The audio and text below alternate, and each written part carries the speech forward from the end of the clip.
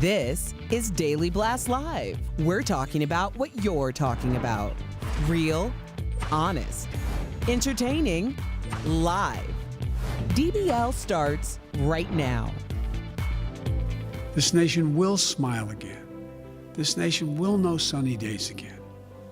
This nation will know joy again. And as we do, we'll remember each person we've lost, the lives they lived, the loved ones they left behind. Some very moving words from President Biden last night. Welcome all to DBL. It's Tuesday, February 23rd. I am Tori, and I'm here with my good friends Al and Erica. Well, the nation is coming together to mark the 500,000 lives lost to the pandemic. President Biden delivered those remarks you heard a moment ago from the White House at sunset last night. This is taps. Wow. There was also a national moment of silence to honor those who've died. Excuse me, Amazing Grace. The bells at Washington's National Cathedral tolled 500 times, once for every 1,000 lives lost.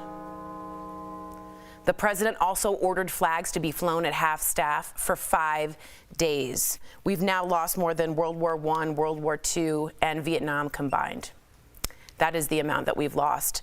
I thought it was particularly touching to hear from Biden. I don't know if you all know about Biden, but he lost his wife, his daughter in a terrible car accident. He was sworn in as a senator in a hospital with Bo and Hunter in casts because of the hospital and the car accident. Then he lost Bo to cancer. If anyone knows grief, this man knows grief. And our country is truly grieving, and I thought it was very moving. What do you think, Erica? Well, I'll steal a phrase from you. Consoler in chief is something that you would say a lot.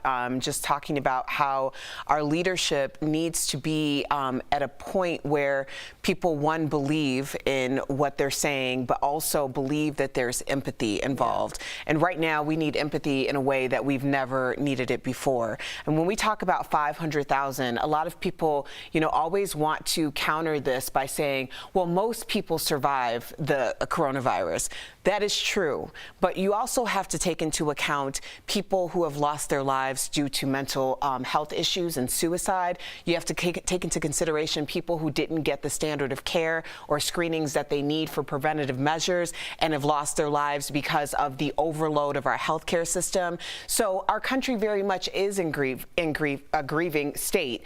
And the idea that we are trying to just gloss over it in a lot of capacities is very hurtful to those of us who have lost loved ones. I know loved ones that have been sent in a box, their cremation, and that's how they got their loved ones. My cousin, who I rarely saw, I just found out has passed from COVID. I didn't know him well, but everyone knows someone that has passed, and it's I thought it was quite touching last night. What do you think, Al? I mean, Erica kind of hit it on the head, but I just think everybody thinks once we're vaccinated, let's go back out to the bar and to Disney World and everything's going to be fine. You're going to get to the bar and you're going to get to Disney World and you'll realize that your uncle that you went to that place with is not there anymore. We need to start preparing, and I know we don't like to talk about this because we have this kind of macho cloud that hangs over our society, but we need to prepare for a tsunami of grief. It's not just going to be the people that you lost. You're going to be with somebody that's, hey, you're alive, but you lost your job. Oh, your husband's livelihood is no longer a thing anymore. Your kid lost 2 years. Your son never went to prom or graduation. All these things are going to resonate. I'm not saying that we can do anything to fix that, but we do need to prepare for that and prepare for a mental health crisis. Push. We need to talk about this every day. Everyone needs to see somebody because everybody is grieving in their own way, sometimes in 2 or 3 ways. Wow, well said, well said. If anyone out there is dealing with COVID or have a loved one dealing with COVID, we at DBL send our deepest sympathies and our hope and light. Well, moving on to this story, the chief of the Cherokee Nation wants Jeep to stop using its name. Of course, he is talking about the very popular Jeep SUV models, the Cherokee and the Jeep Grand Cherokee. Cherokee Nation Chief Chuck Hoskin Jr. told Car and Driver magazine, quote, "I'm sure this comes from a place that's well-intended, but it does not honor us by having our name plastered on the side of a car." In response, the company said, quote, "Our vehicle names have been carefully chosen and nurtured over the years to honor and celebrate Native American people for their nobility, prowess, and pride. But DBL Nation, we want to know what you think. Should Jeep change the name of its popular SUV models?" So go to dblvote.com to weigh in. I'm torn. I mean, if the Cherokee Nation is saying we don't want this, I would say, yeah, that's a marginalized group of people that don't want it. But the Cherokee, Jeep Grand Cherokee and Cherokee were named with honor, as they said, in 1974. So they've been using it for 47 years. And it, in some ways, I think the Cherokees have been using it longer than Yeah, that. I agree. But considering close to something like the Washington Redskins, which was just so horrific, do you think this has the same need to change? Is it urgent? What are we talking about? There's no, they can't. We're talking about, you said 1974, so what we're talking about roughly, Erica, 50 years of branding. That's like you saying the Big Mac. I have an uncle that I call Big Mac, and I want you to change to McDonald's. You can't. You've already branded this product. This is about money. And they'll say they're sorry. They'll say they understand. They also have another truck called a Comanche, I believe. So, I mean, this is kind of how they've branded themselves, and I completely get where the Cherokee are coming from. I think it's embarrassing, but I don't think that they could change this just for economic reasons. Well, I mean, sometimes you have to eat some money, Al. I mean, at the end of the day, you have someone, I always say, I'm not going to speak for another group of people because I don't appreciate when someone tells me, like, you shouldn't be offended by this. I think what's happened is the floodgates have really opened, which is the reason why there has been this push throughout the history of our country to oppress marginalized groups and their angst about being marginalized. I mean, like, how dare they? Right. You know, you have a leader of Cherokee Nation coming forward and saying, you know, this does not honor us. Then Jeep comes back and says, actually it does? Yeah. That's embarrassing. Like, at least open the conversation with, let's have a conversation, but don't come back and say, actually, we have been honoring you all the time. Who are you to say that they should be honored by your honor? There's a lot of things that people have had namesakes, and it was supposed to be an honorable thing, and we know that it wasn't. So I think at least have the conversation and not just block someone who's reflecting an entire community. It did seem like we know what we're doing. It had that attitude. Well, some people disagree with you. Jay Moon from Twitter says, what about the Kansas City Chiefs? Are they next? Mark from Twitter says, as an Irish American, I demand an end to Lucky Charms cereal, Irish Spring Soap, Notre Dame Fighting Irish, and the Boston Celtics. I mean, I think there's sarcasm in there. I was talking with my girl about the Notre Dame Fighting Irish this weekend, and just saying I cannot believe that that's a thing. You think about a group of people, the Irish, that have endured generations of trauma, and that has led to what now is kind of considered a cute thing, which is alcoholism, which happens to a lot of people that are damaged over the course of hundreds of years. And now it's somebody's mascot, the Fighting Irish. That's a drunk outside of a bar. I agree with you, Al, about what that is. I agree with you. But people take a lot of pride in that. But how far are we willing to go for, and I agree with you, but some people are saying, where's the line? Where do you go? Like Betty says, if Jeep wishes to honor Native Americans by using the name Cherokee, then Jeep should pay the Cherokee Nation with more than cheap words. Exactly. I mean, when you come forward and say, we've been honoring you, tell us in tangible form how you've been honoring like quantitatively, how is that happening? Like, I mean, so how much has Jeep made and Cherokee made, and how much of that has honored or been of any, like, justice to the Cherokee Nation? And Erica, let me just say this. I don't like the phrase, where's the line? I think that's such a way to get out of everything, because it's like, hey, our 15-year-old wants to drink booze and drive the car around. And you're like, well, I don't think they should do that. Oh, I guess they can't do anything then. It's like, no. There's a pretty thick line there about what we're saying is okay and what's not. But when people say, where's the line, it just means that there's going to be the slippery slope where then all of a sudden we don't allow Jeep to exist as a brand. I disagree. I think people say, where's the line when it gets into a gray area. I don't think this is gray. So everybody, so a lot of our viewers do think it's gray, and I'm asking you, do you think that all mascots then, no matter what, should be changed so we avoid hurting anybody's feelings? If they're named after a group of people to say that we don't like this, yes. It's not that hard. So many teams. Syracuse changed their names. St. John's changed their names. They used to be the Red Men. Now they're the Red Storm. Syracuse was the Orange Men, is that right? Oklahoma and Texas, and it was called the Red River Shootout. They didn't like the name Shootout. They call it the Red River Rivalry now. Is everybody alive? Are we still here? Washington Bullets changed to the Washington Wizards because we were the murder capital. That was a bad change. That was, well. Not a lot of Wizards. Well, I mean, at the end of the day, I just always question when people are so upset in that direction.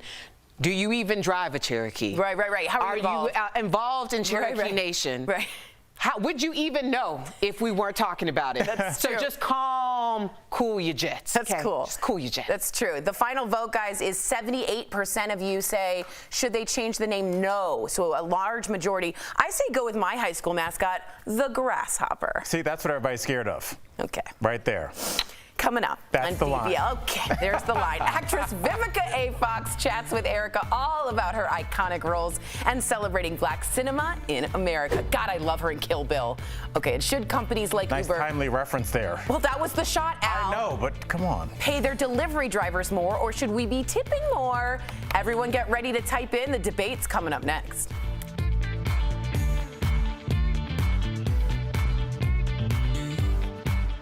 DBL is recognizing black leaders who are making history right now.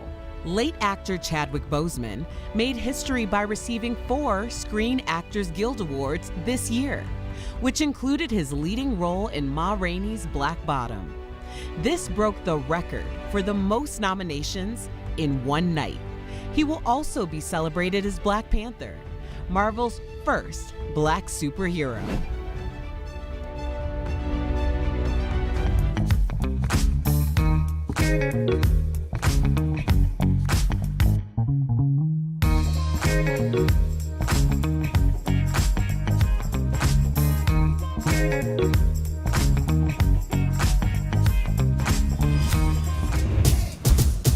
At DBL, we're always on. I'm in control. You're trying to give a conversation up here. Shouldn't he be held accountable? Absolutely. This is where I'm going to push back. Is this my shocked face? Tori, I will walk up the set. You should. This February, DBL is all new. I agree with Al on this one. Every day. Yeah, wow, I said it, Tori. Yo. I'm in control.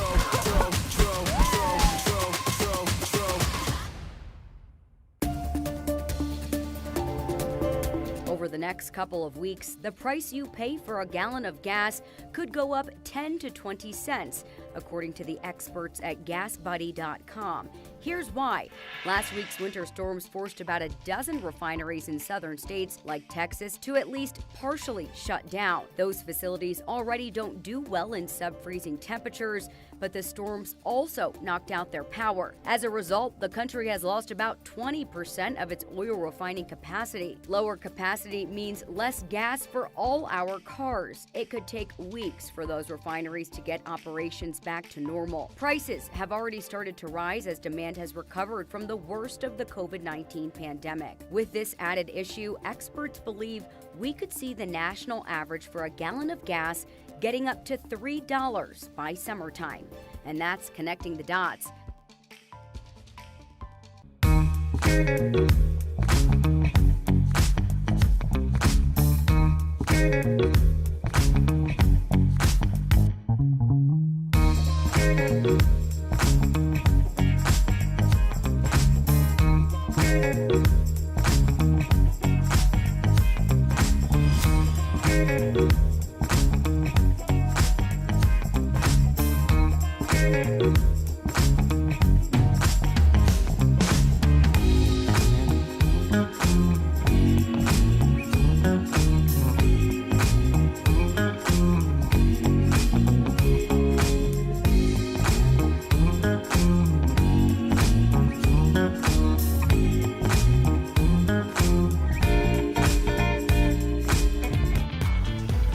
Welcome back to DBL. A big shout out to our coworkers tuning in from home during the pandemic. I'm tuning in. Yeah, we know, but we love them. All right, well, we love Al too, but I wanted to give them love. All right, this is a big deal to me. I take this very personally. Do you tip your food delivery driver, and how much do you tip? That's the question many are asking, as food delivery services like Uber Eats and DoorDash are seeing a huge spike in demand thanks to the pandemic, but many drivers feel like they just can't earn a living. This one hit me hard. Check this out. It's an emotional TikTok video just from one driver's perspective. Take a look and then tell us what you think.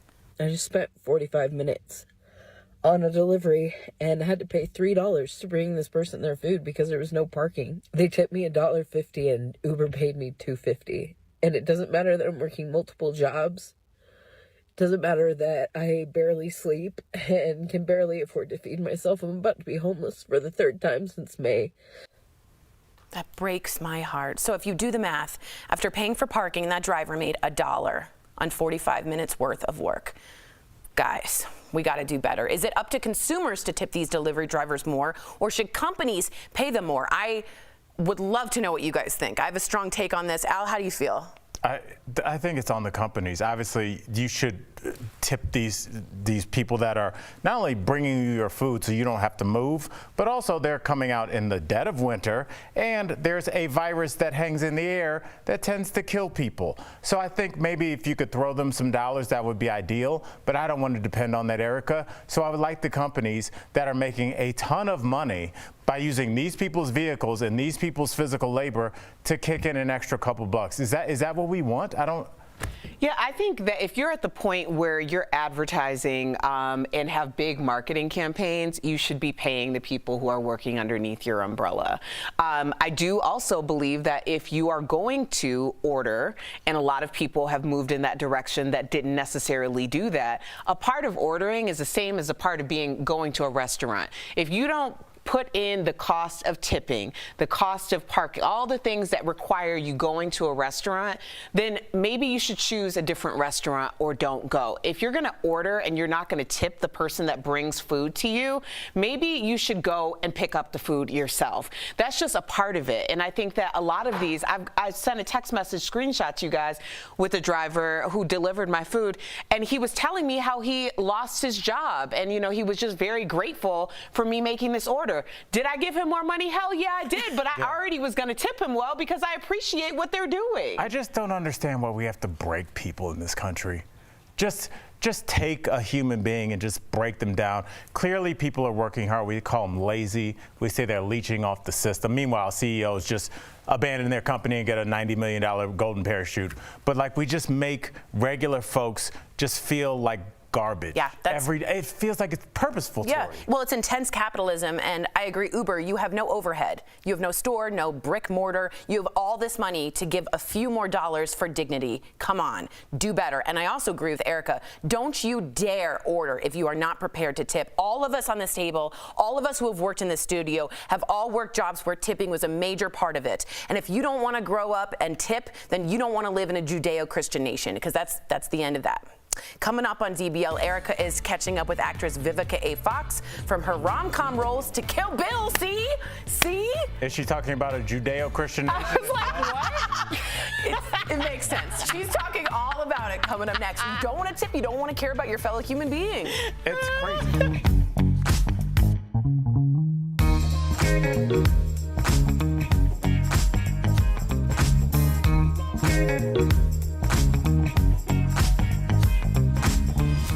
The 6-year-old was discovered in the family's basement by her father.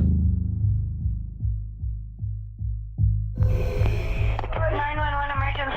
We have a kidnapping. There's a ransom note here. Okay, what's your name? Are you Kathy Ramsey? I'm the mother. The parents are suspected in the crime.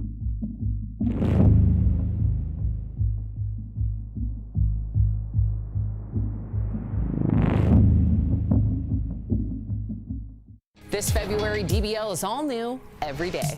Like, it is such a joke. No, hold on. I was shocked. I don't know what you're saying. Here come the Pistons. I love this story. Stick with us in 2021. We're going to have a great year.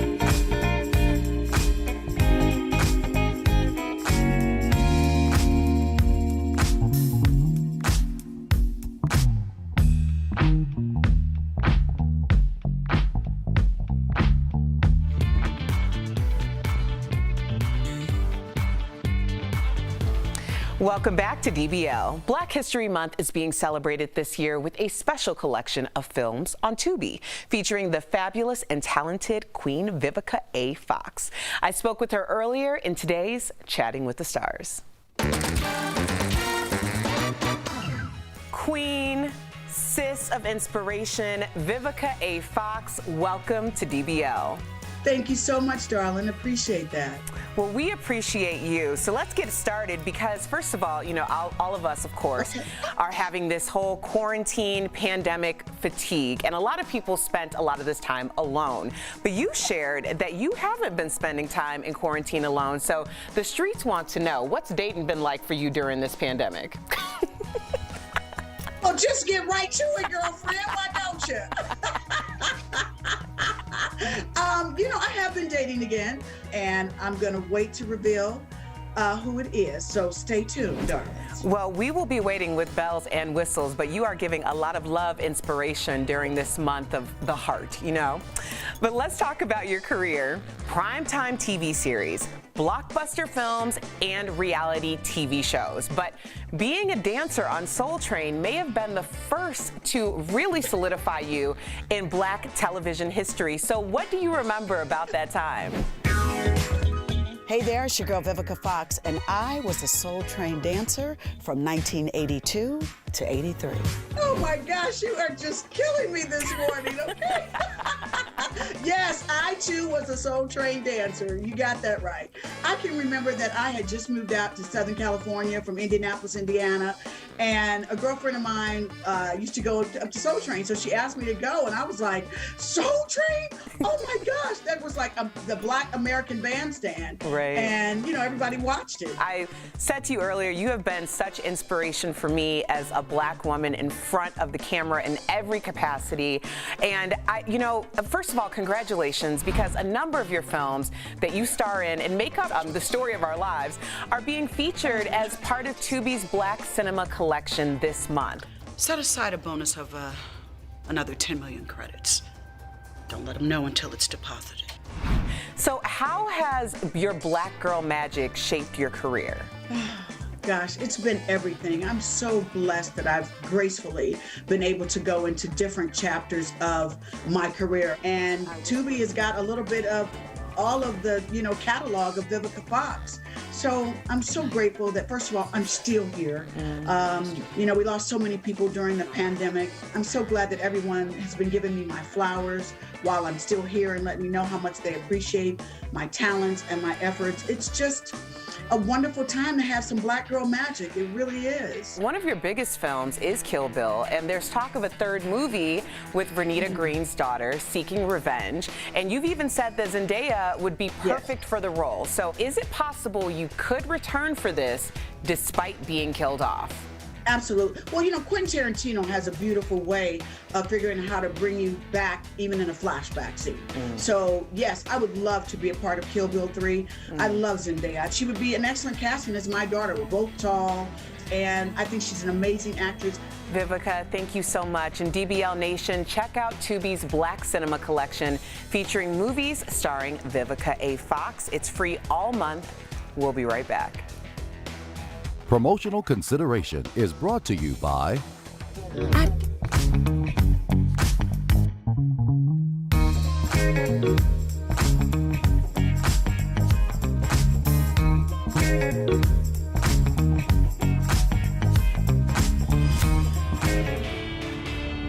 Verify goes straight to the source to get you the truth about rumors that are circulating online. You should wear a mask. Continue to use the measures of wearing a mask. Wear the damn masks. Leaders across the country have been telling us that we need to wear a mask for months now. But the CDC explains that not all masks are created equal. So let's verify. What do you need to look for in these masks? Our source is the CDC website, as well as a few of their recent studies. Any mask is better than no mask. We also spoke with Dr. John Brooks, a chief medical officer for the CDC COVID-19 emergency response. First, let's talk about what features we should be looking for in one of these masks. Our experts say masks with 2 or more layers of washable fabric, ones that fit snugly against your face so you don't have gaps, and masks with a wire on the bridge of your nose to avoid air escaping. Get a mask that fits the size of your face. All of us have a different face, and one mask doesn't necessarily fit all. Meanwhile, here are some features that the CDC says we should be avoiding. First, masks made from fabric that's hard to breathe through. Also, those that have valves or vents. And when it comes to N95s, the CDC says that you should leave those for healthcare workers. And Brooks says that 2 or more layers is better than 1. There's good evidence that single layer doesn't provide very much protection at all.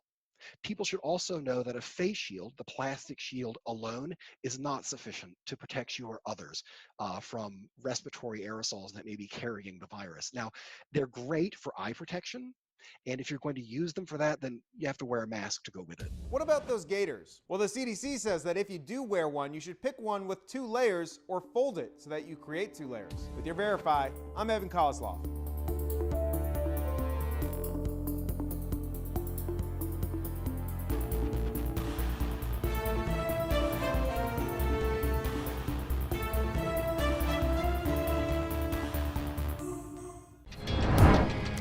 This February, DBL is all new every day. No, I think that's ridiculous. Really? Okay. Like, it is such a joke. I was shocked. I meant for you to chime in on. I don't know what you're saying. DBL is just getting started. Here come the Pistons. I love this story. Stick with us in 2021. We're going to have a great year.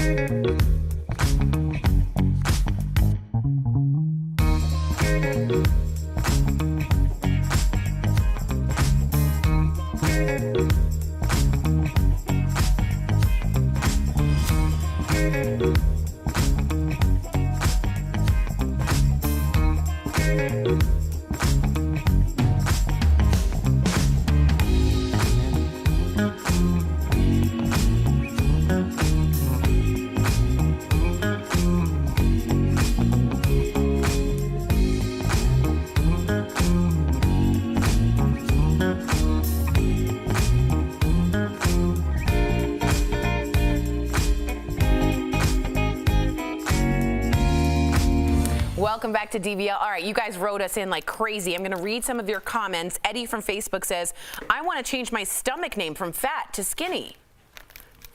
Okay. Okay. Jim says, so what is next? Come on, is this country so sensitive to everything? Betty David says, I think changing these names and changing Aunt Jemima pancake mix is foolish. It's getting ridiculous. You guys are just spreading the hate and discontent. Go Cherokee. Okay, Victoria says they want to use the name. Maybe they should pay the nation $1,000 for every Jeep they sell. Lots of different opinions. That's the best part of DBL. We'll see you same time, Cherokee. same place tomorrow. Bye, guys.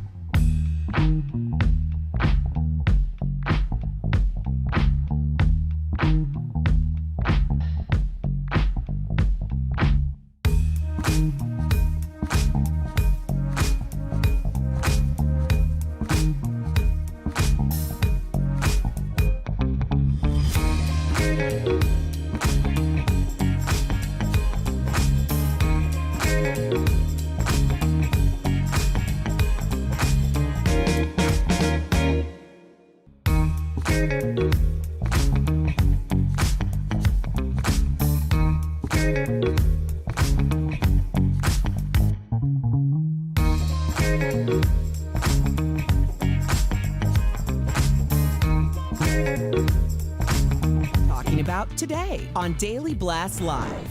The chief of the Cherokee Nation wants Jeep to stop using the tribe's name. Is the company honoring them, or are they on the wrong side of history? An Uber Eats driver goes viral over his emotional plea about poor tips. Like, how hard is it to throw us $5? Who's to blame, customers or the company? Two special guests live on DBL today. 90s pop star Amy Grant. Plus, we continue our classic game show hosts' Where Are They Now series with Wink Martindale. And Shailene Woodley gives the scoop on her engagement to Aaron Rodgers. I never thought I'd be engaged to somebody who threw balls for a living. Real, honest, entertaining, live. DBL starts right now. This nation will smile again. This nation will know sunny days again. This nation will know joy again. And as we do, we'll remember each person we've lost, the lives they lived, the loved ones they left behind. Wow, some moving words from President Biden last night. Welcome to DBL. It is Tuesday, February 23rd. I'm Sam here with Jeff and Erica. Tori joins us from home. So the nation is coming together to mark the 500,000 lives lost to the pandemic. President Biden delivered those remarks you heard a moment ago from the White House at sunset last night. There was also a national moment of silence to honor those who've died. The bells at Washington's National Cathedral tolled 500 times, once for every 1,000 lives lost. And as you saw, the president also ordered flags to be flown at half-staff for 5 days. Wow, I didn't expect to get so emotional, but I know so many families are suffering right now. So many families are going through anguish and uncertainty if their loved ones are in the hospital, and then the 500,000 Americans alone are no longer with us. I can only offer so much empathy to all of the family members that are left behind. Erica? Sam, like, this is the problem, right? You're apologizing for being emotional. Like, we're apologizing for not being able to keep it together. My heart is pounding through my chest. Yeah, because right you're now. going through something. It's just, I just want everyone out there that is watching to take this virus seriously. Please wear your mask, socially distance. Those are 500,000 individuals that had families, had sons, had daughters, were moms, were fathers. I just don't want that to get lost, because I look at the photos on Instagram and people are still acting like that this isn't a deadly virus, and it is. And even if it's not deadly, it's causing so much suffering to so many families out there. So just please, everybody, take it seriously. I mean, just the idea that people, families, friends who have been affected in the most horrendous ways, what you and your family are going through. What your family went through. Like, it just, and then we're like, I'm sorry I didn't keep it together. Really? That's what we're apologizing for? I mean, every time someone does something that makes a mockery of this virus, it's a slap in the face to anyone who has lost someone. Amen. And we're not even just talking about people who have lost people to complications due to COVID. Right. What about the people who have killed themselves because of isolation and mental health issues? What about people who have found not been prioritized for screenings, who have not found things early because the healthcare system is overrun? Like, what about children who have not learned how to actually start in their formative years interpersonal communication skills? What, like, long-term effect is that going to take? Like, we just continue to gloss over this, and we ignored these hundreds of thousands of people who lost their lives in all these different capacities and made it seem like, oh, most people survive the virus. Yeah, most people do survive the virus, but how does our nation, how does our world survive when there are so many broken people and broken families? That's going to be something that it's going to take a long time to recover from. Well said, Erica. DBL Nation, please write in. We want to hear from you on this one. We are all in this together, and may we beat this together. The chief of the Cherokee Nation wants Jeep to stop using its name. Of course, he's talking about the very popular Jeep SUV models, the Cherokee and the Jeep Grand Cherokee. Cherokee Nation Chief Chuck Hoskin Jr. told Car and Driver magazine, quote, "I'm sure this comes from a place that is well intended, but it does not honor us by having our name plastered on the side of a car." In response, the company said, "Our vehicle names have been carefully chosen and nurtured over the years to honor and celebrate Native American people for their nobility, prowess, and pride. But DBL Nation, we gotta hear from you on this one. Should Jeep change the name of its popular SUV models? Go to dblvote.com, weigh in. We gotta hear from you. Jeff, chime in, and Tori, I know you're there. We want to hear from you, Jeff, and then Tori, please. Tori, I could do without, but I'm just kidding. I'm trying to lighten the mood a little bit here. This is tough to, have this counterpoint right now, especially with that emotional conversation that we just had. But it's hard to argue it also because this is coming from the chief of the Cherokee Nation, right? So it's tough for me to sit here and say, I think this is a little crazy to say something like that, but this is the chief coming out and saying it. So if he doesn't like it, maybe they should think about changing, but there is marketing involved here, right? There is economic value involved here. They've had that name for a long time, so maybe some reparations, is that the right word? If they want to go on using that name, that's cool. You could use this name. We don't like it, but you have to pay the Cherokee Nation X amount of money per vehicle sold. So I think that's a good way to say, to go around that. But they not only had Cherokee, they got Grand Cherokee, they got Comanche, I believe, so they tripled down. So this wasn't a thing for them, but apparently for the Cherokee Nation it is. And Tori, they've had this name since 1974. Yeah, and I hear what Jeff said about reparations, and I actually don't hate that idea. I'm going to steal something from Erica Codd that we talked about earlier. Is the response was so tone deaf when the Cherokee Nation leader or chief said, this isn't honoring us, and the Jeep guy was like, yeah, it is. That's not cool. You can't just say it is because you took time to study the prowess of the people. So at some point, I think the response was pretty tone deaf. At least, as Erica said, have a conversation. I mean, that's really what he should have done, is said, let's meet. Let's talk. But not everybody's agreeing with you and Jeff here. And then, Erica, I want you to respond to these comments because I'm getting in comments really quickly here. So we have right here, okay, and my phone just restarted itself. Shoot. Here we go. I know. Welcome to the 21st century in a studio that has no internet service. Okay, so we have Jay Moon on Twitter. What about the Kansas City Chiefs? Are they next? Where is the line? Mark on Twitter. As an Irish American, I demand an end to Lucky Charms, Irish Spring Soap, Notre Dame Fighting Irish, and the Boston Celtics. And Betty says if Jeep wishes to honor Native Americans by using the name Cherokee, then Jeep should pay the Cherokee Nation with more than cheap words. And then, Erica, we do have a lot of comments saying that this is too far. Well, I mean, a lot of people who have no interest whatsoever, especially no vested interest, they don't even own a Cherokee and have no ties to Cherokee Nation.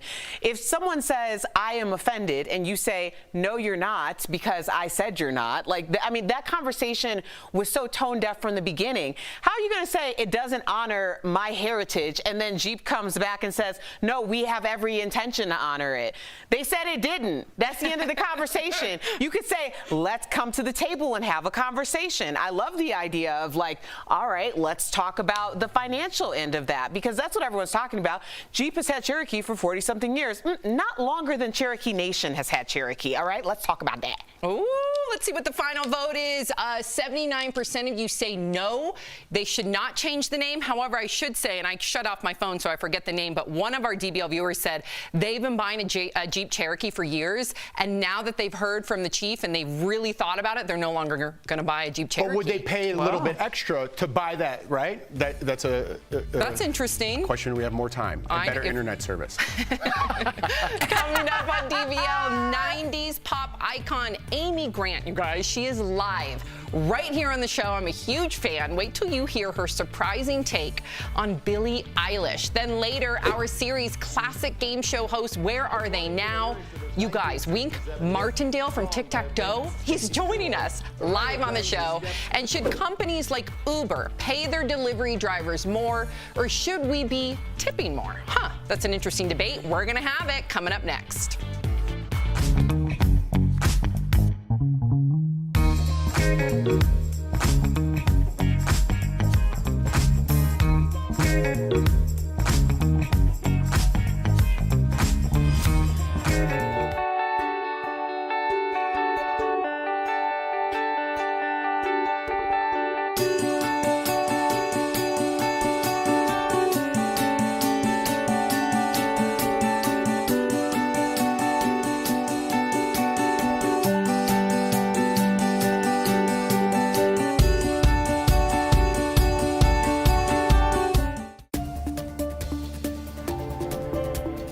next couple of weeks, the price you pay for a gallon of gas could go up 10 to 20 cents, according to the experts at GasBuddy.com. Here's why. Last week's winter storms forced about a dozen refineries in southern states like Texas to at least partially shut down. Those facilities already don't do well in sub-freezing temperatures, but the storms also knocked out their power. As a result, the country has lost about 20% of its oil refining capacity. Lower capacity means less gas for all our cars. It could take weeks for those refineries to get operations back to normal. Prices have already started to rise as demand has recovered from the worst of the COVID-19 pandemic. With this added issue, experts believe we could see the national average for a gallon of gas getting up to $3 by summertime. And that's connecting the dots.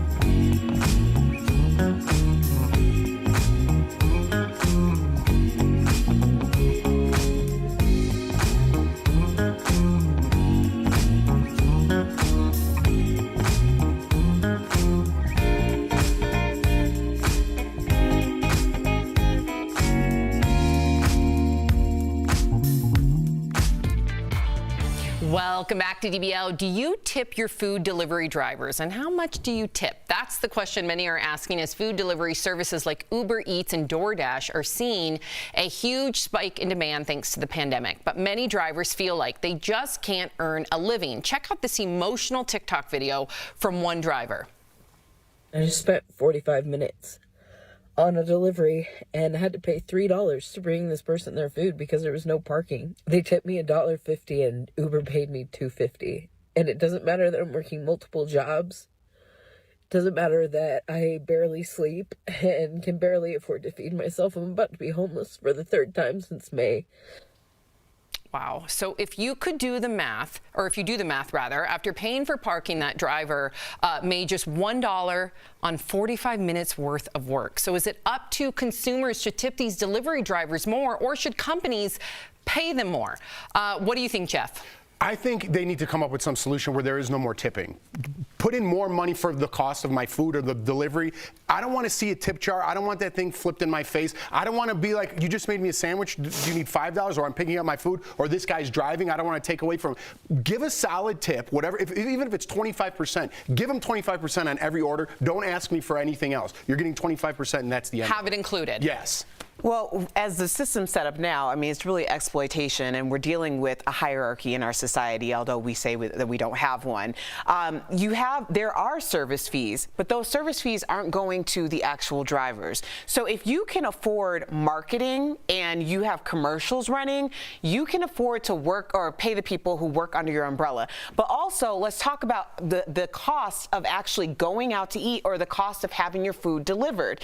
The cost of that means tipping someone. And if you feel like that's an option, then you should likely go call the restaurant and pick up your food, which a lot of people should be doing anyway, because by the way, a lot of mom and pop restaurants are asking for that, as opposed to ordering through these delivery service where they have to pay and they're not getting a portion of that. If you're gonna pick up your order, just call them or send them, go through them directly so that they're getting all the money. And Tori, you know where I think the disconnect is? When we use our phones. Oh, Tori's not on here. Okay. How, would you tip people when you pick it up? When you pick up food, you tip I do. Them? Right. I do tip. But wouldn't you like it just included, like I could take my food and go? Wouldn't you like that? No. Tipping's for extraordinary service. That's how how it started. It shouldn't be a business model on how you run your business. It's insane. Well, I think based on the fact that it is our responsibility if we're going to indulge in this service to tip. I think the caveat here is because I do believe that all of our viewers who are watching, they tip their waiters and waitresses, right? They tip their servers.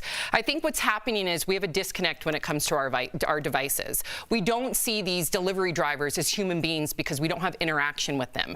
So just remember, envision your DoorDash drivers, your Uber Eats drivers as your servers in cars, as waiters and waitresses in cars, because I strongly believe that you all believe they deserve to be tipped. We just got to remember that we kind of have a disconnect when it comes to this. That's my opinion. We'll be right back. Nearly 110 million people.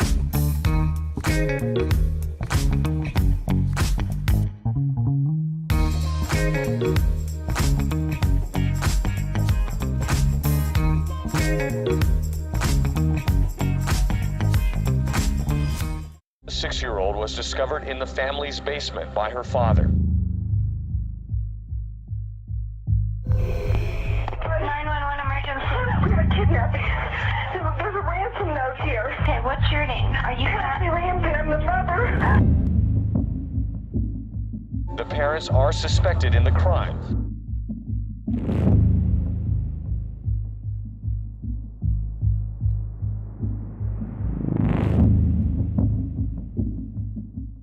This February, DBL is all new every day.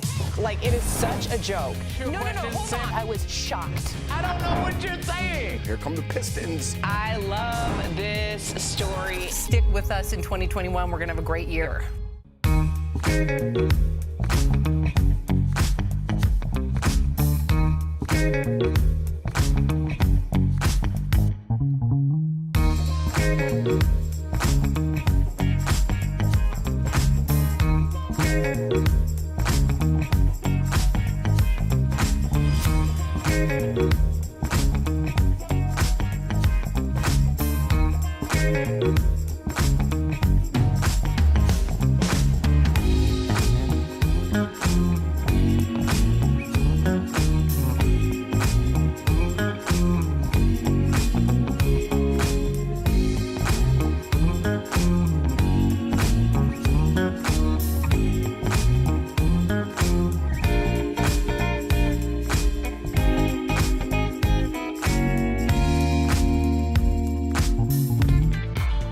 Welcome back to DBL in the 90s. If you turned on the radio or went to the mall, chances are you heard Amy Grant. Today, she's here to celebrate the 30th anniversary of her 5-time platinum album, Heart in Motion. But before we welcome Amy, let's take a stroll, shall we, down memory lane and see what got her here.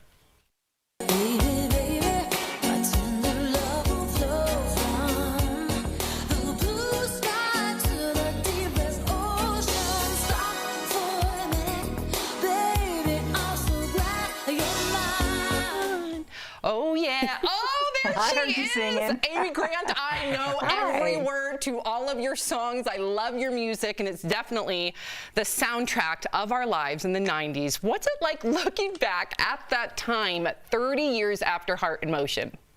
Oh, wow. Well, I mean, I was a different person. That was half my life ago. I just turned 60. Wow. Girl, congrats. Good for you. Yeah, and I just, first, I want to say how much I've enjoyed waiting to come on. I don't do a lot of screen time, and everything that you've talked to up till now, I'm so grateful that we all get to have our hands on our own wheel. We get to make choices because we've been informed, and so thank you for the good work you're doing. Amy, thank you. Yeah, it's really all of it. And I have had a lot of friends who either have close loved ones that have passed because of COVID. Right. Not immediate, but I had open heart surgery in June. Wow. And that night, I know, ta-da, look, like I kind of have cleavage. Look at Whoa, you. You're amazing. What a warrior you are. But that night, the head of the emergency room nurses came in. He was just the coolest guy named Gary Woodward. And COVID was just really starting to rev up in Nashville. And I asked him how many patients are in the hospital. And anyway, and he passed before the year was up from COVID. Oh. And such a glorious light. And so anyway, but what I'm doing, all these years later, is just using the platform that music has given me to do things that matter. Amy, And Oh, sorry, Amy. I thought you were. I wanted to get into you. I appreciate all the good words and the goodwill. We're so happy to have you here. But I wanted to ask you, who's your favorite artist today? 6 Grammys. You have multi-platinum albums. Who's your go-to artist today? Oh my gosh. Well, I'm going to tell you, my up and coming artist that you have probably, she does not really have a solo record yet. Her name is Natalie Hemby. Ooh. She was in The High Women with Brandi Carlile, but Natalie's mom has been my assistant since 1986. I watched that girl grow up in my dressing rooms, and she is killer. She's killer. And has a record coming out that she did during COVID. But, you know, I mean, I love Kebmo, I love Bonnie Raitt, I love all the ones I grew up with that are now friends and acquaintances. Yeah, I just, I'm so glad that people that were making music all the time that I've been making music are still doing it. You know, Springsteen, James Taylor, Sheryl Crow, you know, and now we all are like, come on, keep going. Name some good ones. Well, you know, Miss Amy, your husband Vince Gill, because we first started talking about having your hand on the wheel and having your own narrative, and he recently spoke about the perception that country music is really kind of viewed as for a conservative audience. So do you think that today's country artists have a responsibility to change that? I think all through the history of country music, there have been people working to change that perception. And I think that there is a more, I'm really not even the right person to talk about this, but it's more the audience, because I just think most creative people understand that we are, every gift that we have is a gift, and it doesn't matter where you come from, your race, your socioeconomic level, and when you make things creatively together, you see the value of all people equally. And beautifully said. You can't, yeah. Beautifully said. And, you know, before we let you go, you mentioned your surgery. In honor of American Heart Month, we wanted to check in on you after that open heart surgery. What did you learn from that experience? And I just want to thank you personally for sharing Gary Woodward's story, because that places a name with a face. Yes. Honestly, I learned the power of prayer, because I felt like I had a Texas wind at my back the whole time. And it changed. My experience was I had thousands of people praying for me. It was not my time to die. It was my time to live. But sometimes I go in my backyard and I just go, have I ever prayed for my neighbors? And I'll just go, whatever's going on in that household, I'm surrounding them with love and compassion, whatever's going on. And really, my thing is, if I struggle with somebody and I can't wrap my head around praying for them, I keep going back in time till I picture them with baby teeth. That's interesting. You can always pray for somebody with baby teeth. I love that. I'm going to adopt it, and I strongly believe in the power of prayer. Amy Grant, thank you so much for joining us today. We appreciate you. We'll be right back. Thank you. Promotional consideration is brought to you by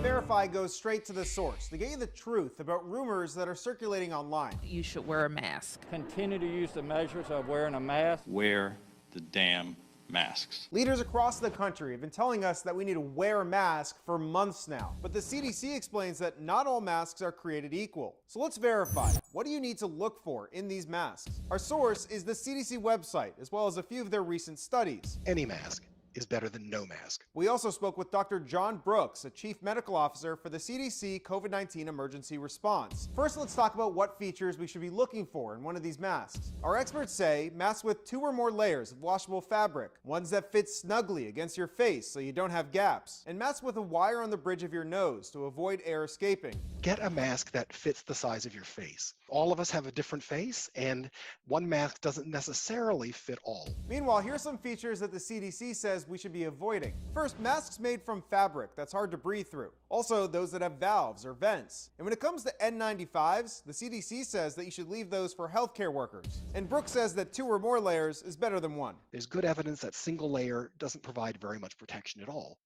People should also know that a face shield, the plastic shield alone, is not sufficient to protect you or others from respiratory aerosols that may be carrying the virus. Now, they're great for eye protection, and if you're going to use them for that, then you have to wear a mask to go with it. What about those gaiters? Well, the CDC says that if you do wear one, you should pick one with 2 layers or fold it so that you create 2 layers. With your Verify, I'm Evan Kozloff.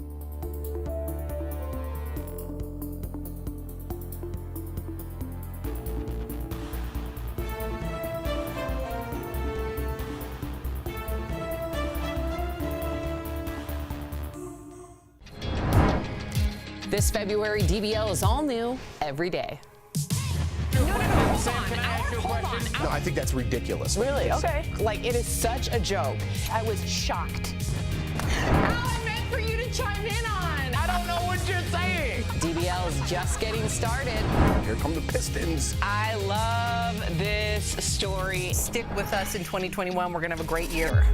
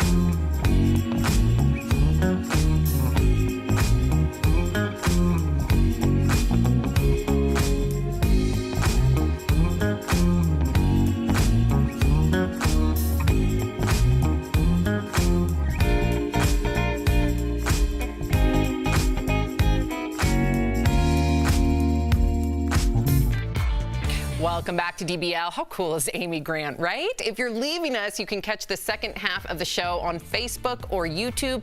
But if you're sticking around, here is what's coming up. Classic game show host Wink Martindale is here live. He's sharing memories from his show, Tic-Tac-Dough. You do not want to miss it. Plus, opposites really do attract, at least when it comes to Shailene Woodley and Aaron Rodgers. We'll explain. And check out our coworkers tuning in from home. Yes, guys, DBL's new every day. We'll be right back.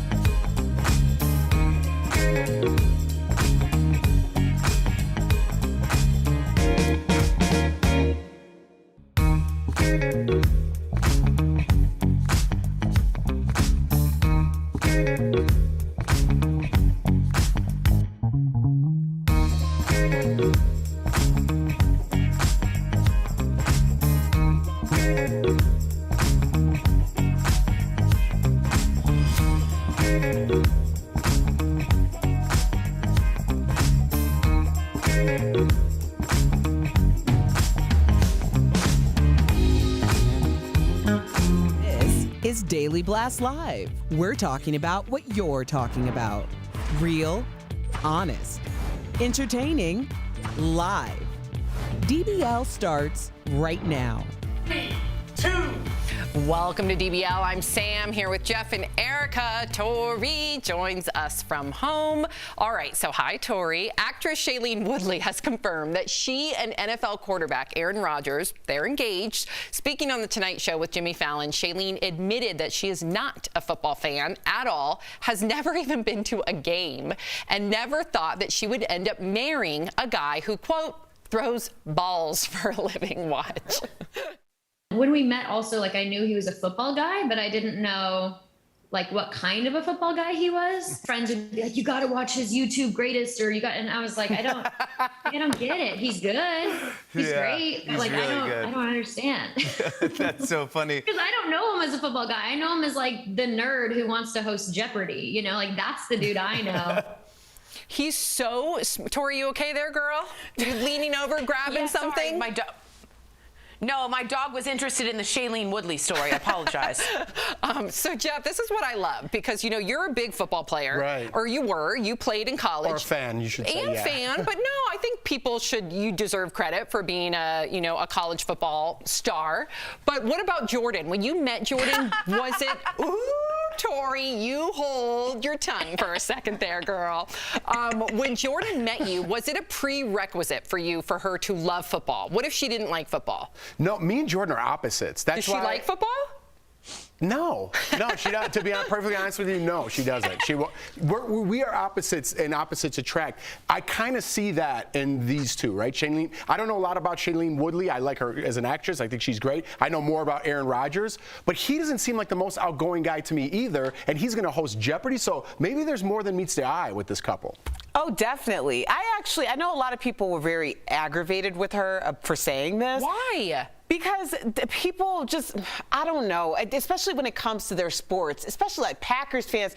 Listen, y'all, we have one in the house. He's wearing a Packers mask right now. He is? Oh, my gosh. As a Bears fan, I grew up a Bears fan. So, like, my last big relationship, football was a major part of it. Like, I mean, we would schedule our entire weekends around football. Boo. Now, this relationship, my marriage, now, I was very forthcoming. We go to all the Broncos home games just about. But I am very clear. The reason why I am here is for the food, the drink, and some atmosphere. Ooh, I like that, Erica. Like, I'm very clear. So don't try to be something that you're not. And she's not trying to be like, oh, go touchdown. You know, she's just saying, I like the guy. I don't care what he does. When I first met Mark, Tori, I pretended I was a huge basketball fan. And listen, I like me some basketball, but like homegirl went out and got like a Lakers jersey. I went to the bars with Mark and was like cheering. That wasn't me at all. I could care less. So slowly but surely, I started to reveal the true Sam, and I don't really care for those things. I love you so much, Sam. No, I totally agree. I think it's exactly what Jeff said. I hate to agree with him on this one, but I do think opposites attract, and I think Shailene Woodley, if you don't know about her, she's sort of that herbal, granola, mason jar with lavender kind of girl. Like, she uses, like, Tom's deodorant. Like, awesome, cool, like, outdoorsy girl. And I think they might share a real spiritual, kind of outdoorsy kind of feeling together. Yes. And I'm super happy for them. Me too. I think they're a cute couple. It's deep for them, but also, how many of us really know what our partners do? I mean, really, let's be honest. What do you mean? I know what my partner does. Yeah, but y'all own a business together. Most of us don't know what our partners do. That's a good point. So yeah, like we don't know the inner workings of what each other does. That's we don't. true. Just most of us don't. Erica, you have no idea what Anthony's doing on the day. And he can see what I do, and he still doesn't know. Gotcha. I got ring. I know exactly what's going on. Okay, so both the front and back door. Someone's gonna have to jump through the window if they want to get into my house. Instagram accounts are popping up on social media that highlight the stranger things found on real estate sites. The account, Zillow Gone Wild, which Tori introduced me to. Me too. Features this house full of glamorous mannequins. That's creepy. Filling up the space in every room. At least you won't get lonely in quarantine, right? Another account features a uniquely designed bathroom with stairs and a handrail leading up to a toilet. Speaking of toilets, this knitter got a little too carried away and covered the whole entire bowl, handle included. Ugh, gosh. Sorry. Oh, and how would you like to live in a house that's completely decorated purple? As you can see, the living room, the bedroom, the kitchen, and the bathroom all feature various shades of the color. And this homeowner took the opposite approach and painted the kitchen all the colors. Whoa, yikes. It looks like a giant Easter egg, you know, when you swirl the colors, right? Tori, you got us into this account, and I'm obsessed with it. I'm addicted. Me too. I look at it every single day, and then I scroll the comments. I know. The comments are the best. Here's the best thing about Zillow Gone Wild. It's the houses that look great for about 9 pictures, but the 10th is like, and there's a Mickey Mouse bar in the bottom of their pool. Like, it makes no sense whatsoever. So it's just a really fun way to escape, and they have a great sense of humor, and it's just an ongoing, this Instagram handle just blew up during the pandemic, and I love it. See, you know whose house belongs in there is our senior executive producer, because he has a room full. Oh my God, yes, Sam, Bert you're Dubrow, right. I'm talking about you. He's here. Sam. Bert Dubrow has an incredible room, but it is full of dummies. I always want to say the right word respectfully to him, because he doesn't like it if you would call them like puppets or dolls, so dummies. But yeah, if you go down there, it's a little creepy, but it's cool, but it's a little creepy. Yeah, anything in your house that would surprise people? No, I was just going to say, if I just jumped on TV and I was watching now, I'd be like, oh, they're showing pictures of Tori's house. That's how I imagine Tori's house to be. Even with all of her mannequin friends in the crazy kitchen. The knit toilet? The knit toilets for sure she Tori. made. Those are her friends. That's Janet and that's Becky in the back. Oh and my God, she named you're them all. cruel. And then she painted her kitchen over the weekend as a project, and she's got green carpet. I think you're absolutely right about that. And I promise our viewers, if our Bert Dubrow allows us, we will give you a sneak peek of what his basement looks like. Oh, good. We got the go-ahead. You'll be surprised. It belongs on that Instagram account for sure. Coming up on DBL, teenagers behaving selflessly, how they're helping seniors get the COVID vaccine later in Heart Threads. And next, we're talking live with Wink Martindale, you guys, host of the hit game show Tic-Tac-Dough. Do not miss our series Classic Game Show hosts. Where are they now?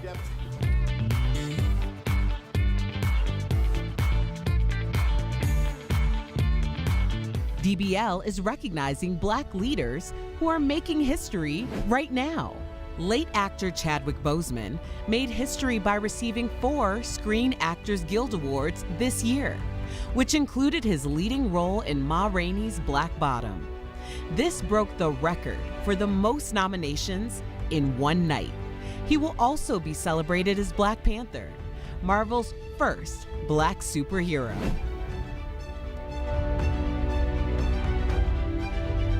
Closed captioning provided by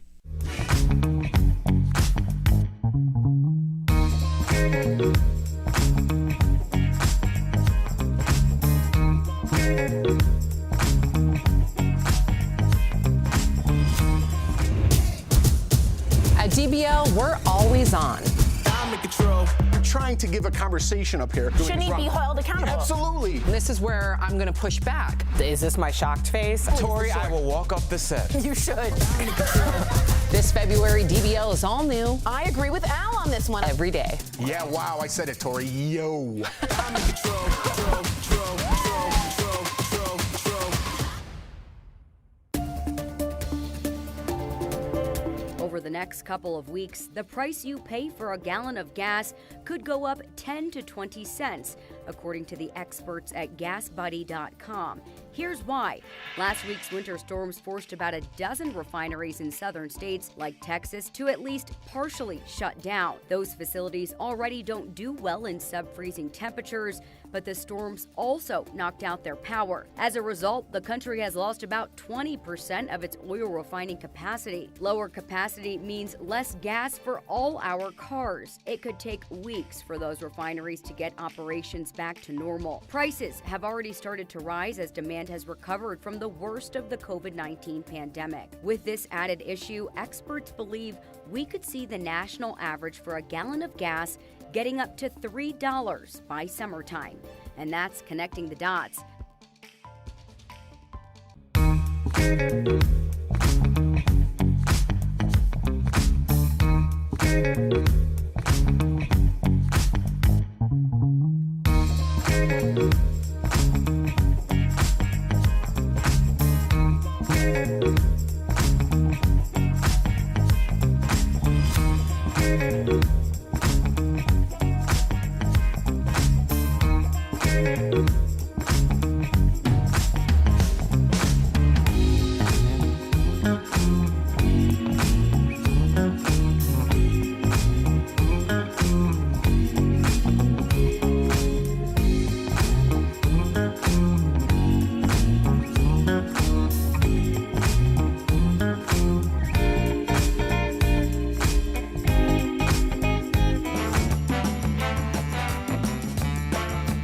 Animal songs for $300 to the pot. According to the lyrics of this 1967 hit song by a famous singing duo, orangutans are skeptical. Orangutans, Wink. Oh.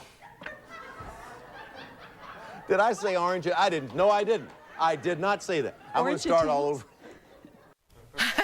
Welcome back to DBL. Don't let that funny moment fool you. Our special guest is a master of words. He's a legendary game show host known for his time on Det, Gambit, and of course, Tic-Tac-Toe. Please welcome the legendary, there he is, Wink Martindale. Thank you. Thank you. Wink, you look incredible, and of course you sound great. Exactly the same. For someone with a 6-decade career under their belts, what moments from your game show days ended up sticking with you the most? Bloopers like we just saw, or when a contestant wins big? I hate that blooper. I hate that. That was so embarrassing. I mispronounce words all the time, so don't worry. I think that when Tom McKee was our biggest winner on Tic-Tac-Toe, he was on for 47 straight days. He won about $350,000. Wow. And in the 70s, that was a record until Ken Jennings beat that record big time on Jeopardy. Wow. Wink, that's amazing. I got to tell you about the orange thing, too. I didn't think I could ever follow in your career. After that, I'm like, that's me. Me and Wink are the same guy. I do it all the time, Wink, so don't worry about it. I got to know, Wink, where did that name come from? Where did the name Wink come from? Because it's so classic. Well, my real name is Winston, and I had a kid that we played with in the neighborhood growing up named Jimmy McCord, and he couldn't say Winston, and it came out sounding somehow like Winky. So I became the Winky Martindale. And of course, you don't get into this business with a name like Winky. So I shortened it to Wink, and it served me well over the years. Oh, wow. It sure has. That's a great story. I should have been Kaka, because that's how everyone pronounced my name who couldn't enunciate words for Erica. Thankfully, that didn't stick. Yeah, thank goodness. Now, Sam mentioned your 6-decade career. You also have hosted 21 shows. So do you have a favorite show? I think that I would have to say Tic-Tac-Toe simply because I got used to those checks coming in on a regular basis. Oh, yeah. And I did it for almost 13 years. So, plus, everybody seemed to know how to play. It was a simple game. Everybody could understand it. And I think that was the reason for its success over the years. Wow. And Wink, I've noticed that there's, of course, a return of some old game shows like the dating game.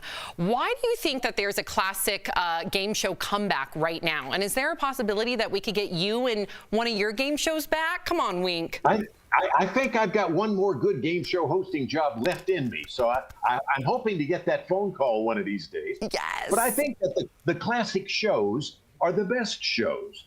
And so I think that's the reason you see classic dating game and that sort of thing coming back.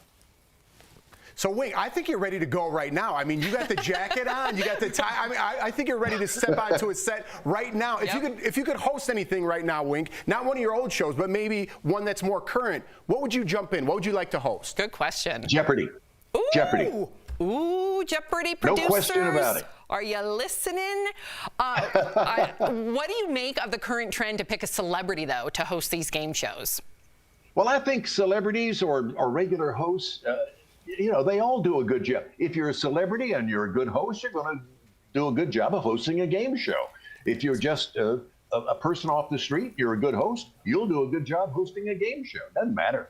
Wink, you're building up my energy here. Wink, do you have any Instagram? Or I heard you might even have a YouTube. I think you have a YouTube, right? Yeah, Yeah. What do you do on there? I mean, I'm having a great time right now. I don't know about everybody else. You want to be best friends with Wink. I want to hang out, is what I'm saying. Well, I have a lot of different game shows on there. I have a friend, John Ritchie Jr., who works with me on that channel, and we're always putting things up that I think people will enjoy if they'll just tune in, take a look. All right. I know. Everybody, make sure you go to the YouTube. But what's interesting is we already have viewers that are already subscribed to your YouTube channel, Wink. Before we let you go, we would be sorry if we didn't ask you about your run-in with Elvis. Now, many might know that you discovered Elvis as a disc jockey in Memphis. But Wink, we're going to play a special video right now for our audience. Look at that. It shows a very young you talking to a very young Elvis who's leaning on a jukebox. Tell me the story behind this.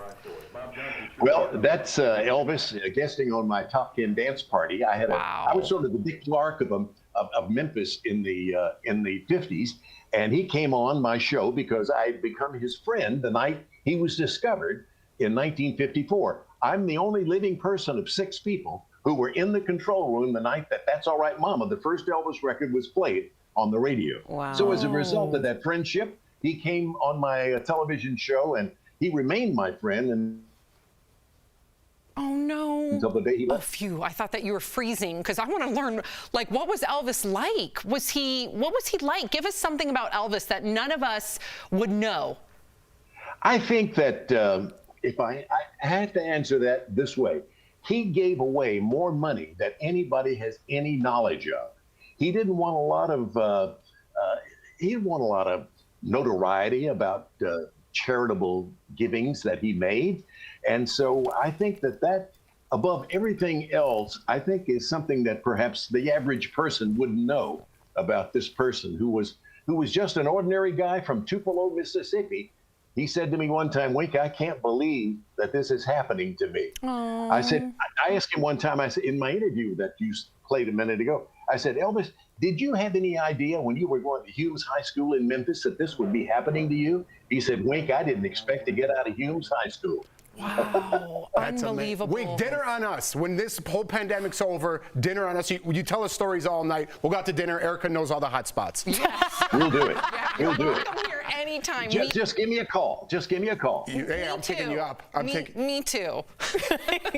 I'll make the reservation. There we go. Wink Martindale, thank you so much for being here today. You've earned yourself a break from working, but that's not your style. You have a special project up your sleeve that's all about rock and roll. In 30 seconds, please tell us more about that.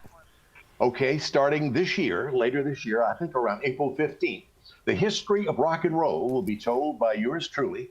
And we'll start in the 1950s, in the mid-50s, when rock and roll really started with That's All Right Mama by Elvis and Rock Around the Clock by Bill Haley and the Comets. And it'll be a 2-hour weekend program for syndication. Stations around the country will be carrying it. And I'm really looking forward to telling the story, the history of rock and roll. I'll be tuning in. Everybody tune in. How fascinating. You are fascinating. Thank you for joining us. I can't wait for our big dinner. We'll be right back. Thank you. The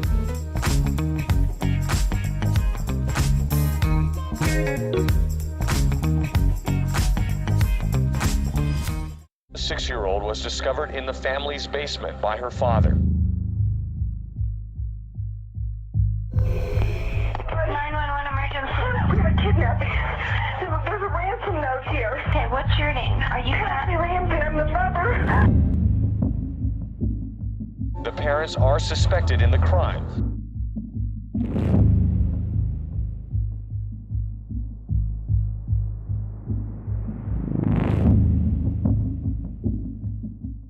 This February, DBL is all new every day. Like, it is such a joke. No, hold on. I was shocked. I don't know what you're saying. Here come the Pistons. I love this story. Stick with us in 2021. We're going to have a great year.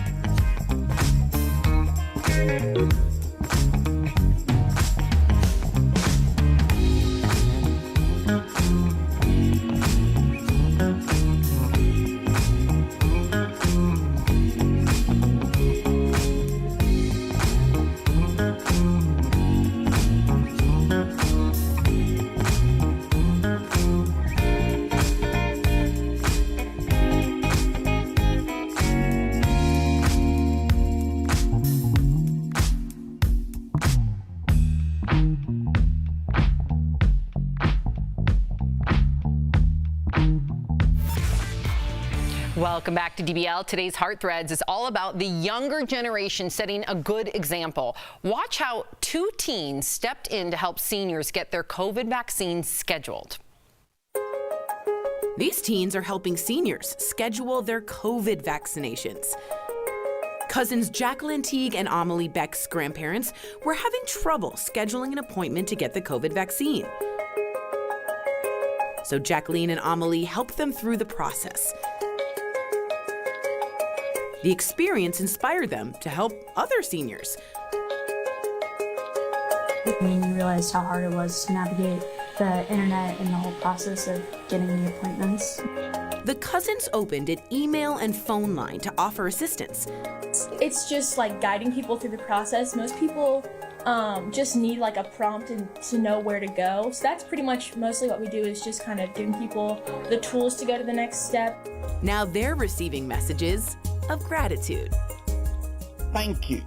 I just can't believe it because of the time I've put in. People are really happy because a lot of these people will email us and say they've been trying for weeks. And then when they just are given like the steps to go through, it doesn't take them too long and they're just really happy to get it.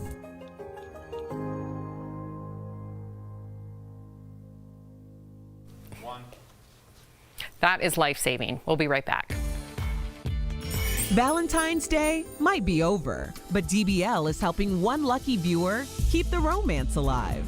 We're giving away a luxurious date night at home, valued at more than $1,600. From silk sheets to luxurious robes, from relaxing facials to loungewear and designer shoes. We're even throwing in decadent chocolate and wine. Head to our website, dailyblastlive.com, to enter. The giveaway ends February 26th, so enter now. Promotional consideration is brought to you by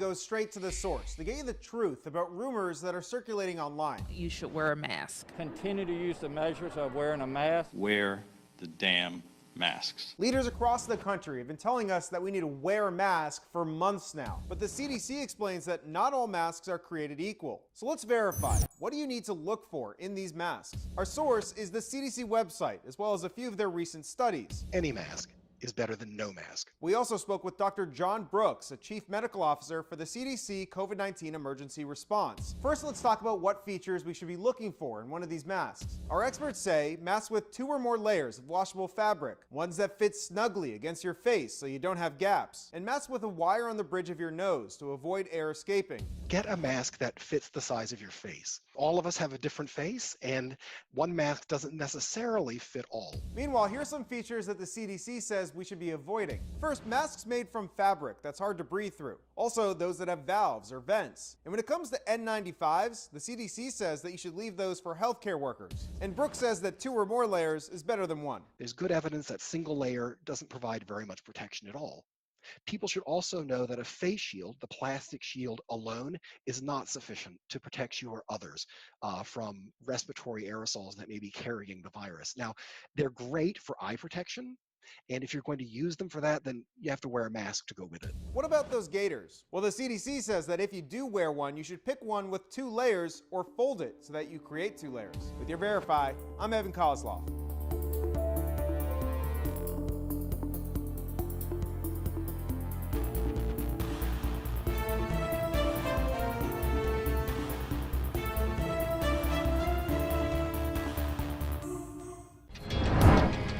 This February, DBL is all new every day.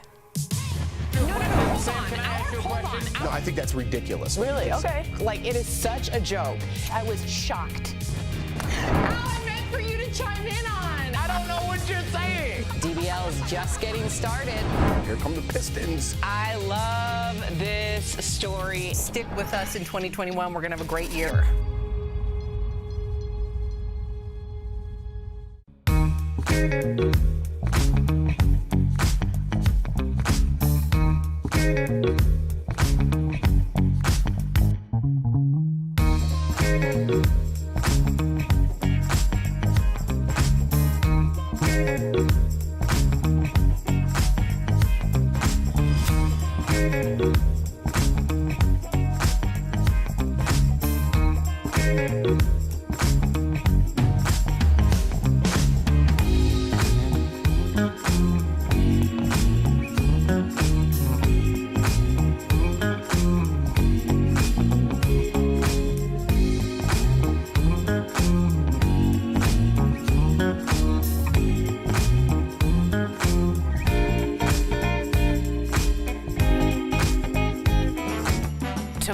on DBL. Hollywood Squares host John Davidson is talking to us live. Don't miss our week-long series, Classic Game Show hosts, Where Are They Now? And a special edition of True Crime Chronicles. John Benet Ramsey's half-brother speaking out. Will her killer ever be caught? If somebody out there knows something, this can be solved. We can find the killer, Jean Benet. That's tomorrow on DBL. You do not want to miss tomorrow. Wow, quite the interview. Welcome back to DBL. Yesterday, we had the one and only Bob Eubanks on the show. You remember him, of course, from the classic game show, The Newlywed Game. Well, we had such a good conversation that we totally ran out of time and didn't get a chance to talk with him about what he's up to now. Turns out he's teamed up with this product, the 60 Up Balance Board. Bob said that it's completely changed his life. He's much steadier on his feet and able to golf again. So for more information, go to 60up.com. We also want to thank Bob for stopping by the show. It was so cool to catch up with him and talk about that iconic game show. He is definitely a legend. And then before we leave you, how much time do we have? Because we want to show you a little Bert Dubrow. Yeah, there. And you guys, that's like an eighth of his figure collection. He doesn't like to call them dolls. They are figures. That's like an eighth of them. And if you see in the background, that's Howdy Doody, you guys. How cool is that, right? Howdy Doody. So look how proud Bert is. ZillowGoneWild.com. What if you had to spend the night down there? You should film for the show because I would bust out through the basement wall like a cartoon. No way. DBL's new every day. Bye, Tori. We'll see you guys tomorrow. Same time, same place.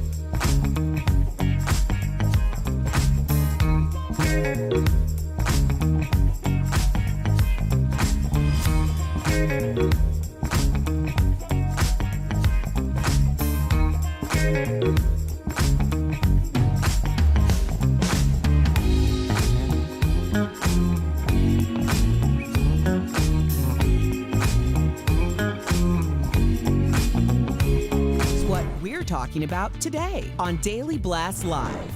The chief of the Cherokee Nation wants Jeep to stop using the tribe's name. Is the company honoring them, or are they on the wrong side of history? An Uber Eats driver goes viral over his emotional plea about poor tips. Like, how hard is it to throw us $5? Who's to blame, customers or the company? Two special guests live on DBL today. 90s pop star Amy Grant. Plus, we continue our classic game show hosts' Where Are They Now series with Wink Martindale. And Shailene Woodley gives the scoop on her engagement to Aaron Rodgers. I never thought I'd be engaged with somebody who threw balls for a living. Real, honest, entertaining, live. DBL starts right now. This nation will smile again. This nation will know sunny days again. this nation will know joy again. And as we do, we'll remember each person we've lost, the lives they lived, the loved ones they left behind. Wow, some moving words from President Biden last night. Welcome to DBL. It is Tuesday, February 23rd. I'm Sam here with Jeff and Erica. Tori joins us from home. So the nation is coming together to mark the 500,000 lives lost to the pandemic. President Biden delivered those remarks you heard a moment ago from the White House at sunset last night. There was also a national moment of silence to honor those who've died. The bells at Washington's National Cathedral tolled 500 times, once for every 1,000 lives lost. And as you saw, the president also ordered flags to be flown at half-staff for 5 days. Wow, I didn't expect to get so emotional, but I know so many families are suffering right now. So many families are going through anguish and uncertainty if their loved ones are in the hospital, and then the 500,000 Americans alone are no longer with us. I can only offer so much empathy to all of the family members that are left behind. Erica? But Sam, like, this is the problem, right? You're apologizing for being emotional. Like, we're apologizing for not being able to keep it together. My heart is pounding through my chest. Yeah, because right you're now. going through something. It's just, I just want everyone out there that is watching to take this virus seriously. Please wear your mask, socially distance. Those are 500,000 individuals that had families, had sons, had daughters, were moms, were fathers. I just don't want that to get lost, because I look at the photos on Instagram and people are still acting like that this isn't a deadly virus, and it is. And even if it's not deadly, it's causing so much suffering to so many families out there. So just please, everybody, take it seriously. It's, I mean, just the idea that people, families, friends who have been affected in the most horrendous ways, what you and your family are going through. What your family went through. Like, it just, and then we're like, I'm sorry I didn't keep it together. Really? That's what we're apologizing for? I mean, every time someone does something that makes a mockery of this virus, it's a slap in the face to anyone who has lost someone. Amen. And we're not even just talking about people who have lost people to complications due to COVID. Right. What about the people who have killed themselves because of isolation and mental health issues? What about people who have found not been prioritized for screenings, who have not found things early because the healthcare system is overrun? Like, what about children who have not learned how to actually start in their formative years interpersonal communication skills? What, like, long-term effect is that going to take? Like, we just continue to gloss over this, and we ignored these hundreds of thousands of people who lost their lives in all these different capacities and made it seem like, oh, most people survive the virus. Yeah, most people do survive the virus, but how does our nation, how does our world survive when there are so many broken people and broken families? That's going to be something that it's going to take a long time to recover from. Well said, Erica. DBL Nation, please write in. We want to hear from you on this one. We are all in this together, and may we beat this together. The chief of the Cherokee Nation wants Jeep to stop using its name. Of course, he's talking about the very popular Jeep SUV models, the Cherokee and the Jeep Grand Cherokee. Cherokee Nation Chief Chuck Hoskin Jr. told Car and Driver magazine, quote, "I'm sure this comes from a place that is well intended, but it does not honor us by having our name plastered on the side of a car." In response, the company said, "Our vehicle names have been carefully chosen and nurtured over the years to honor and celebrate Native American people for their nobility, prowess, and pride. But DBL Nation, we gotta hear from you on this one. Should Jeep change the name of its popular SUV models? Go to dblvote.com, weigh in. We gotta hear from you. Jeff, chime in, and Tori, I know you're there. We want to hear from you, Jeff, and then Tori, please. Tori, I could do without, but I'm just kidding. I'm trying to lighten the mood a little bit here. This is tough to, have this counterpoint right now, especially with that emotional conversation that we just had. But it's hard to argue it also because this is coming from the chief of the Cherokee Nation, right? So it's tough for me to sit here and say, I think this is a little crazy to say something like that, but this is the chief coming out and saying it. So if he doesn't like it, maybe they should think about changing, but there is marketing involved here, right? There is economic value involved here. They've had that name for a long time, so maybe some reparations, is that the right word? If they want to go on using that name, that's cool. You could use this name. We don't like it, but you have to pay the Cherokee Nation X amount of money per vehicle sold. So I think that's a good way to say, to go around that. But they not only had Cherokee, they got Grand Cherokee, they got Comanche, I believe, so they tripled down. So this wasn't a thing for them, but apparently for the Cherokee Nation it is. And Tori, they've had this name since 1974. Yeah, and I hear what Jeff said about reparations, and I actually don't hate that idea. I'm going to steal something from Erica Codd that we talked about earlier. Is the response was so tone deaf when the Cherokee Nation leader or chief said, "This isn't honoring us," and the Jeep guy was like, "Yeah, it is. That's not cool. You can't just say it is because you took time to study the prowess of the people." So at some point, I think the response was pretty tone deaf. At least, as Erica said, have a conversation. I mean, that's really what he should have done. Is said, "Let's meet. Let's talk." But not everybody's agreeing with you and Jeff here. And then Erica, I want you to respond to these comments because I'm getting in comments really quickly here. So we have right here, okay, and my phone just restarted itself. Shoot. Here we go. I know. Welcome to the 21st century in a studio that has no internet service. Okay, so we have Jay Moon on Twitter. What about the Kansas City Chiefs? Are they next? Where is the line? Mark on Twitter. As an Irish American, I demand an end to Lucky Charms, Irish Spring Soap, Notre Dame Fighting Irish, and the Boston Celtics. And Betty says if Jeep wishes to honor Native Americans by using the name Cherokee, then Jeep should pay the Cherokee Nation with more than cheap words. And then Erica, we do have a lot of comments saying that this is too far. Well, I mean, a lot of people who have no interest whatsoever, especially no vested interest, they don't even own a Cherokee and have no ties to Cherokee Nation. If someone says, "I am offended," and you say, "No, you're not," because I said you're not, I mean, that conversation was so tone deaf from the beginning. How are you going to say it doesn't honor my heritage, and then Jeep comes back and says, "No, we have every intention to honor it"? They said it didn't. That's the end of the conversation. You could say, "Let's come to the table and have a conversation." I love the idea of all right, let's talk about the financial end of that, because that's what everyone's talking about. Jeep has had Cherokee for 40-something years, not longer than Cherokee Nation has had Cherokee. All right, let's talk about that. Ooh, let's see what the final vote is. 79% of you say no, they should not change the name. However, I should say, and I shut off my phone so I forget the name, but one of our DBL viewers said they've been buying a Jeep Cherokee for years, and now that they've heard from the chief and they've really thought about it, they're no longer going to buy a Jeep Cherokee. Or would they pay a little bit extra to buy that, right? That's interesting. Question. We have more time and better internet service. Coming up on DBL, 90s pop icon Amy Grant, you guys. She is live right here on the show. I'm a huge fan. Wait till you hear her surprising take on Billie Eilish. Then later, our series classic game show host, Where Are They Now? You guys, Wink Martindale from Tic Tac Toe, he's joining us live on the show. And should companies like Uber pay their delivery drivers more, or should we be tipping more? That's an interesting debate. We're going to have it coming up next.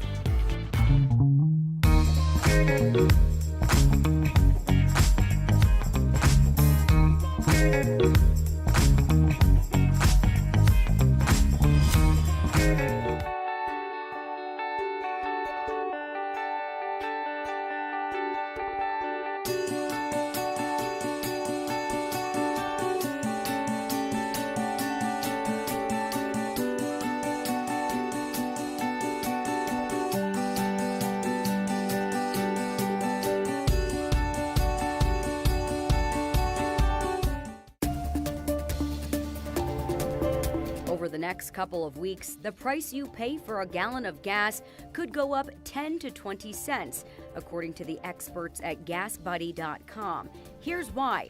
Last week's winter storms forced about a dozen refineries in southern states like Texas to at least partially shut down. Those facilities already don't do well in sub-freezing temperatures, but the storms also knocked out their power. As a result, the country has lost about 20% of its oil refining capacity. Lower capacity means less gas for all our cars. It could take weeks for those refineries to get operations back to normal. Prices have already started to rise as demand has recovered from the worst of the COVID-19 pandemic. With this added issue, experts believe we could see the national average for a gallon of gas getting up to $3 by summertime. And that's connecting the dots.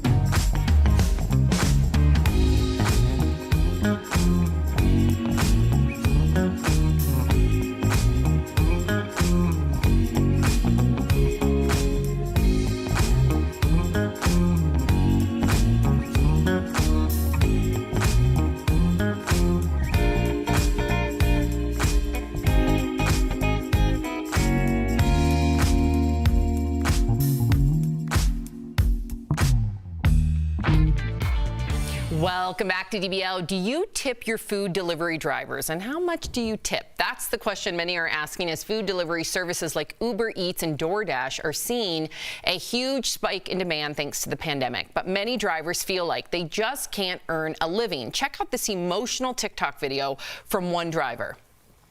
I just spent 45 minutes on a delivery and had to pay $3 to bring this person their food because there was no parking. They tipped me $1.50 and Uber paid me $2.50. And it doesn't matter that I'm working multiple jobs. It doesn't matter that I barely sleep and can barely afford to feed myself. I'm about to be homeless for the third time since May.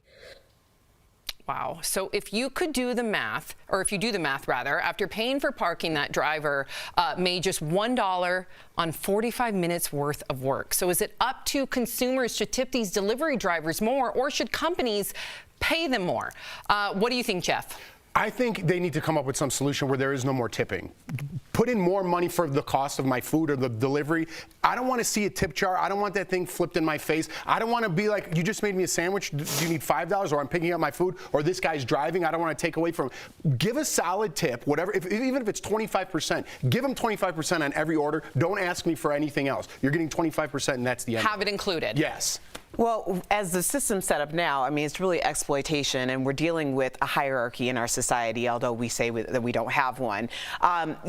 There are service fees, but those service fees aren't going to the actual drivers. So if you can afford marketing and you have commercials running, you can afford to work or pay the people who work under your umbrella. But also, let's talk about the cost of actually going out to eat or the cost of having your food delivered.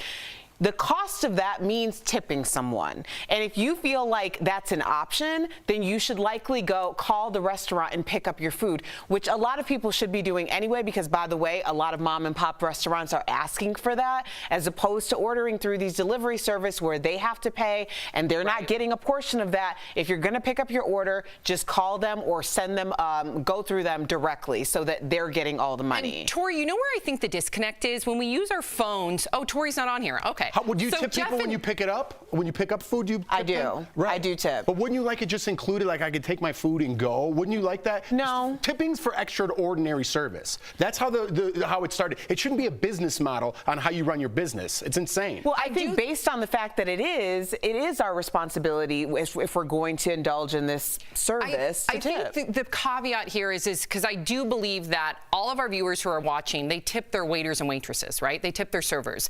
I think what's happening opinion is we have a disconnect when it comes to our devices. We don't see these delivery drivers as human beings because we don't have interaction with them.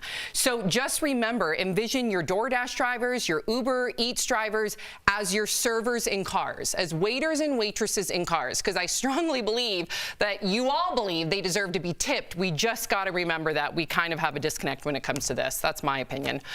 We'll be right back. Nearly one.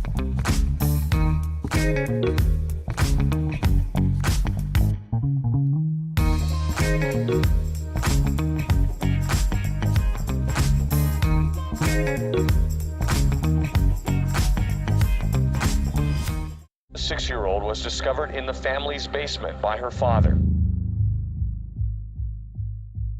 911 emergency. We got a kidnapping. There's a ransom note here. Okay, what's your name? Are you Kathy Ramsey? I'm the mother. The parents are suspected in the crime.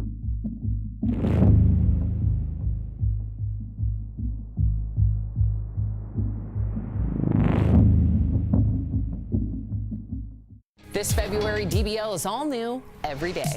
Like, it is such a joke. No, hold on. I was shocked. I don't know what you're saying. Here come the Pistons. I love this story. Stick with us in 2021. We're going to have a great year.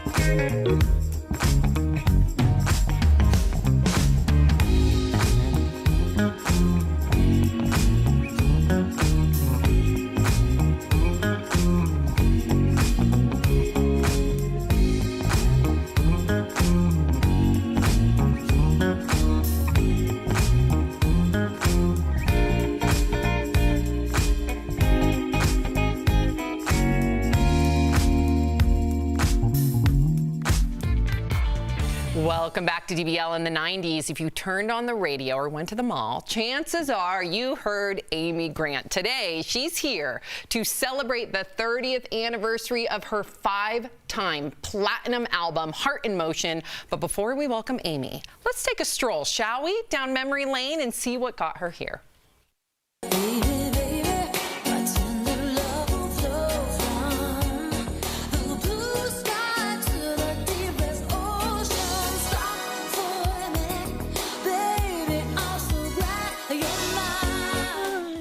Oh, yeah. Oh, there she is. Amy Grant, I know every word to all of your songs. I love your music, and it's definitely the soundtrack of our lives in the 90s. What's it like looking back at that time 30 years after Heart in Motion? Oh, wow. Well, I mean, I was a different person. That was half my life ago. I just turned 60. Wow.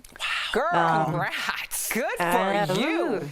Yeah, and I just, first, I want to say how much I've enjoyed waiting to come on. I don't do a lot of screen time, and everything that you've talked to up till now, I'm so grateful that we all get to have our hands on our own wheel. We get to make choices because we've been informed, and so thank you for the good work you're doing. Oh, Amy, thank you. Yeah, it's really all of it. And I have had a lot of friends who either have close loved ones that have passed because of COVID. Right. Not immediate, but I had open heart surgery in June. Wow. And that night, I know, ta-da, look, like I kind of have cleavage. Look at Whoa, you. You're amazing. What a warrior you are. But that night, the head of the emergency room nurses came in. He was just the coolest guy named Gary Woodward. And COVID was just really starting to rev up in Nashville. And I asked him how many patients are in the hospital. And anyway, and he passed before the year was up from COVID. Oh. And such a glorious light. And so anyway, but what I'm doing, all these years later, is just using the platform that music has given me to do things that matter. Amy, and, yeah. Oh, sorry, Amy. I thought you were. I wanted to get into. I appreciate all the good words and the goodwill. We're so happy to have you here. But I wanted to ask you, who's your favorite artist today? 6 Grammys. You have multi-platinum albums. Who's your go-to artist today? Oh my gosh. Well, I'm going to tell you, my up-and-coming artist that you have probably, she does not really have a solo record yet. Her name is Natalie Hemby. Ooh. She was in The High Women with Brandi Carlile, but Natalie's mom has been my assistant since 1986. I watched that girl grow up in my dressing rooms, and she is killer. She's killer, and has a record coming out that she did during COVID. But, you know, I mean, I love Kebmo, I love Bonnie Raitt, I love all the ones I grew up with that are now friends and acquaintances. Yeah, I just, I'm so glad that people that were making music all the time that I've been making music are still doing it. You know, Springsteen, James Taylor, Sheryl Crow, you know, and now we all are like, come on, keep going. Name some good ones. Well, you know, Miss Amy, your husband, Vince Gill, because we first started talking about having your hand on the wheel and having your own narrative. And he recently spoke about the perception that country music is really kind of viewed as for a conservative audience. So do you think that today's country artists have a responsibility to change that? I think all through the history of country music, there have been people working to change that perception. And I think that there is a more, I'm really not even the right person to talk about this, but it's more the audience, because I just think most creative people understand that we are, every gift that we have is a gift, and it doesn't matter where you come from, your race, your socioeconomic level, and when you make things creatively together, you see the value of all people equally. And beautifully said. And you can't, yeah. Beautifully said. And, you know, before we let you go, you mentioned your surgery in honor of American Heart Month. We wanted to check in on you after that open heart surgery. What did you learn from that experience? And I just want to thank you personally for sharing Gary Woodward's story, because that places a name with a face. Yes. Honestly, I learned the power of prayer because I felt like I had a Texas wind at my back the whole time. And it changed. My experience was I had thousands of people praying for me. It was not my time to die. It was my time to live. But sometimes I go in my backyard and I just go, have I ever prayed for my neighbors? And I'll just go, whatever's going on in that household, I'm surrounding them with love and compassion, whatever's going on. And really my thing is, if I struggle with somebody and I can't wrap my head around praying for them, I keep going back in time till I picture them with baby teeth. That's interesting. You can always pray for somebody with baby teeth. I love that. I'm going to adopt it, and I strongly believe in the power of prayer. Amy Grant, thank you so much for joining us today. We appreciate you. We'll be right back. Thank you. Promotional consideration is brought to you by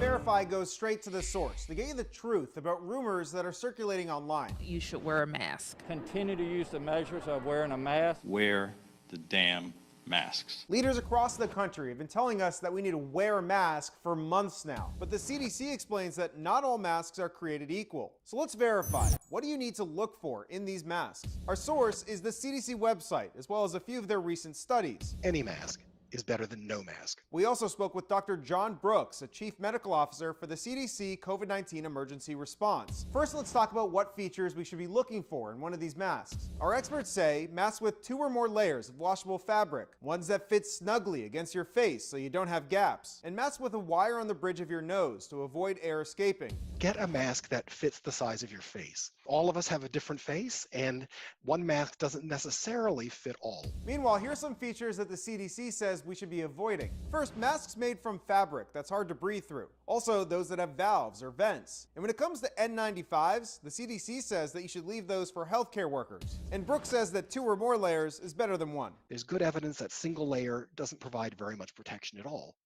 People should also know that a face shield, the plastic shield alone, is not sufficient to protect you or others from respiratory aerosols that may be carrying the virus. Now, they're great for eye protection, and if you're going to use them for that, then you have to wear a mask to go with it. What about those gaiters? Well, the CDC says that if you do wear one, you should pick one with 2 layers or fold it so that you create 2 layers. With your Verify, I'm Evan Kozloff.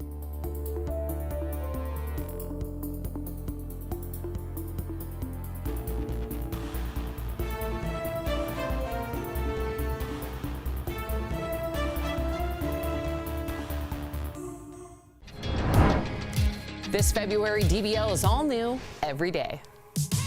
Hold on. No, I think that's ridiculous. Really? Okay. Like, it is such a joke. I was shocked. I meant for you to chime in on. I don't know what you're saying. DBL is just getting started. Here come the Pistons. I love this story. Stick with us in 2021. We're going to have a great year.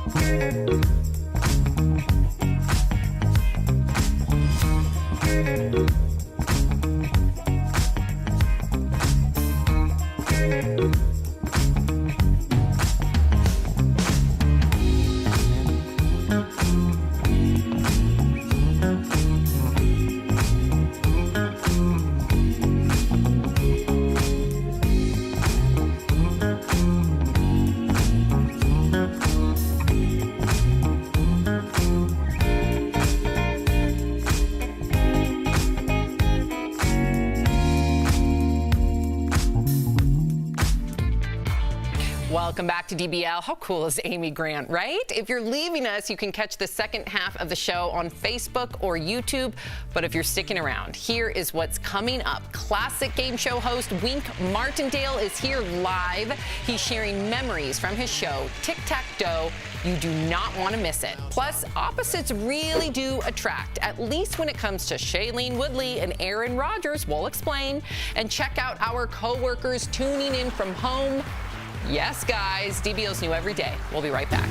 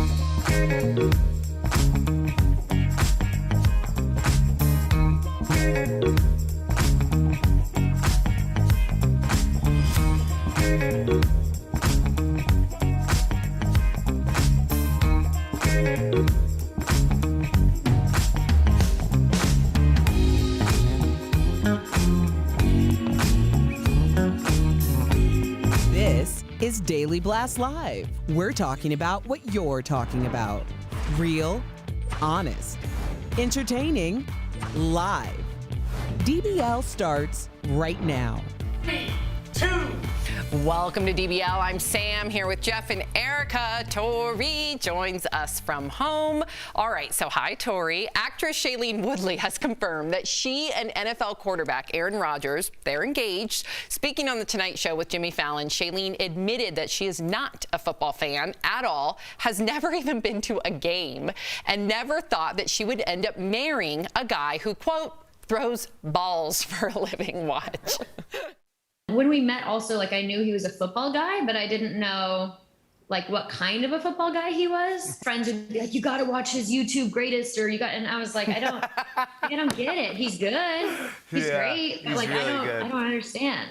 That's so funny. Because I don't know him as a football guy. I know him as, like, the nerd who wants to host Jeopardy. You know, like, that's the dude I know. He's so, Tori, you okay there, girl? You leaning over, grabbing something? Sorry, No, my dog was interested in the Shailene Woodley story. I apologize. So, Jeff, this is what I love, because, you know, you're a big football player. Right. Or you were. You played in college. Or a fan, you should say. And fan. But no, I think you deserve credit for being a college football star. But what about Jordan? When you met Jordan, was it, ooh, Tori, you hold your tongue for a second there, girl. When Jordan met you, was it a prerequisite for her to love football? What if she didn't like football? No, me and Jordan are opposites. That's Does she like football? No, she doesn't. To be perfectly honest with you, no, she doesn't. We are opposites, and opposites attract. I kind of see that in these two, right? Shailene, I don't know a lot about Shailene Woodley. I like her as an actress. I think she's great. I know more about Aaron Rodgers, but he doesn't seem like the most outgoing guy to me either, and he's going to host Jeopardy, so maybe there's more than meets the eye with this couple. Oh, definitely. I know a lot of people were very aggravated with her for saying this. Why? Because people just, I don't know, especially when it comes to their sports, especially like Packers fans.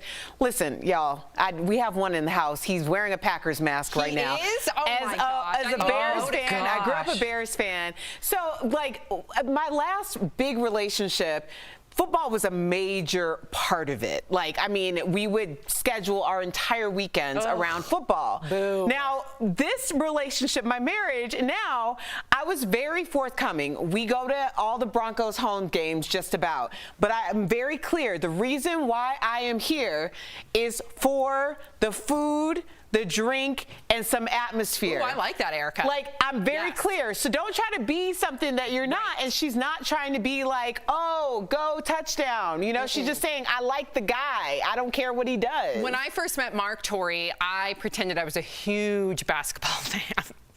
And listen, I like me some basketball, but like homegirl went out and got like a Lakers jersey. I went to the bars with Mark and was like cheering. That wasn't me at all. I could care less. So slowly but surely, I started to reveal the true Sam, and I don't really care for those things. I love you so much, Sam. No, I totally agree. I think it's exactly what Jeff said. I hate to agree with him on this one, but I do think opposites attract. And I think Shailene Woodley, if you don't know about her, she's sort of that herbal, granola, mason jar with lavender kind of girl. Like she uses like Tom's deodorant, like awesome, cool, like outdoorsy girl. And I think they might share a real spiritual kind of outdoorsy kind of feeling together. Yes. And I'm super happy for Me them. too. I think they're It's super deep for them, but also, how many of us really know what our partners do? I mean, really, let's be honest. What do you mean? I know what my partner does. Yeah, but y'all own a business together. Most of us don't know what our partners do. That's a good point. So yeah, like we don't know the inner workings of what each other does. That's we don't. true. Just most of us don't. Erica, you have no idea what Anthony's doing on the day-to-day. And he can see what I do, and he still doesn't know. Gotcha. I got Ring. I know exactly what's going on. Okay, so both the front and back door. Someone's gonna have to jump through the window if they want to get into my house. Instagram accounts are popping up on social media that highlight the stranger things found on real estate sites. The account, Zillow Gone Wild, which Tori introduced me to. Me too. Features this house full of glamorous mannequins. That's creepy. Filling up the space in every room. At least you won't get lonely in quarantine, right? Another account features a uniquely designed bathroom with stairs and a handrail leading up to a toilet. Speaking of toilets, this knitter got a little too carried away and covered the whole entire bowl, handle included. Ugh, gosh. Sorry. Oh, and how would you like to live in a house that's completely decorated purple? As you can see, the living room, the bedroom, the kitchen, and the bathroom all feature various shades of the color. And this homeowner took the opposite approach and painted the kitchen all the colors. Whoa, yikes. It looks like a giant Easter egg, you know, when you swirl the colors, right? Tori, you got us into this account, and I'm obsessed with it. I'm addicted. Me too. I look at it every single day, and then I scroll the comments. I know. The comments are the best. Here's the best thing about Zillow Gone Wild. It's the houses that look great for about 9 pictures, but the 10th is like, and there's a Mickey Mouse bar in the bottom of their pool. Like, it makes no sense whatsoever. So it's just a really fun way to escape, and they have a great sense of humor, and it's just an ongoing, this Instagram handle just blew up during the pandemic, and I love it. See, you know whose house belongs in there is our senior executive producer, because he has a room full. Oh my God, Sam, you're right. I'm talking about you. He's here. Bert Dubrow has an incredible room, but it is full of dummies. I always want to say the right word respectfully to him because he doesn't like it if you would call them like puppets or dolls, so dummies. But yeah, if you go down there, it's a little creepy, but it's cool, but it's a little creepy. Yeah, anything in your house that would surprise people? No, I was just going to say, if I just jumped on TV and I was watching now, I'd be like, oh, they're showing pictures of Tori's house. That's how I imagine Tori's house to be. Even with all of her mannequin friends in the crazy kitchen. The knit toilets. The knit toilets for sure she made. Those are her friends. That's Janet and that's Becky in the back. Oh my God, she named them cruel. all. And then she painted her kitchen over the weekend as a project, and she's got green carpet. I think you're absolutely right about that. And I promise our viewers, if our Bert Dubrow allows us, we will give you a sneak peek of what his basement looks like. Oh, good. We got the go-ahead. You'll be surprised. It belongs on that Instagram account for sure.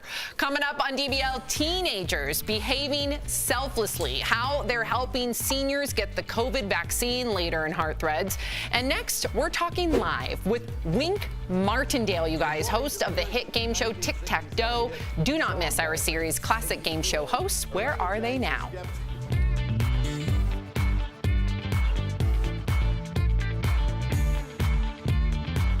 DBL is recognizing Black leaders who are making history right now. Late actor Chadwick Boseman made history by receiving 4 Screen Actors Guild Awards this year, which included his leading role in Ma Rainey's Black Bottom. This broke the record for the most nominations in one night. He will also be celebrated as Black Panther, Marvel's first Black superhero.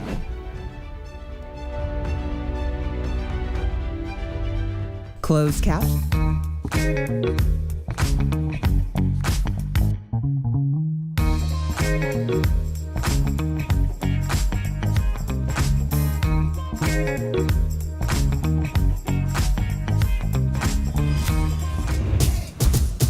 At DBL, we're always on. I'm in control. You're trying to give a conversation up here. Shouldn't he be held accountable? Yeah, absolutely. This is where I'm going to push back. Is this my shocked face? Tori, I will walk up the set. You should. This February, DBL is all new. I agree with Al on this one. Every day. Yeah, wow, I said it, Tori. Yo. I'm in control, control, control, control, control, control, control. Over the next couple of weeks, the price you pay for a gallon of gas could go up 10 to 20 cents, according to the experts at GasBuddy.com. Here's why. Last week's winter storms forced about a dozen refineries in southern states like Texas to at least partially shut down. Those facilities already don't do well in sub-freezing temperatures, but the storms also knocked out their power. As a result, the country has lost about 20% of its oil refining capacity. Lower capacity means less gas for all our cars. It could take weeks for those refineries to get operations back to normal. Prices have already started to rise as demand has recovered from the worst of the COVID-19 pandemic. With this added issue, experts believe we could see the national average for a gallon of gas getting up to $3 by summertime. And that's connecting the dots.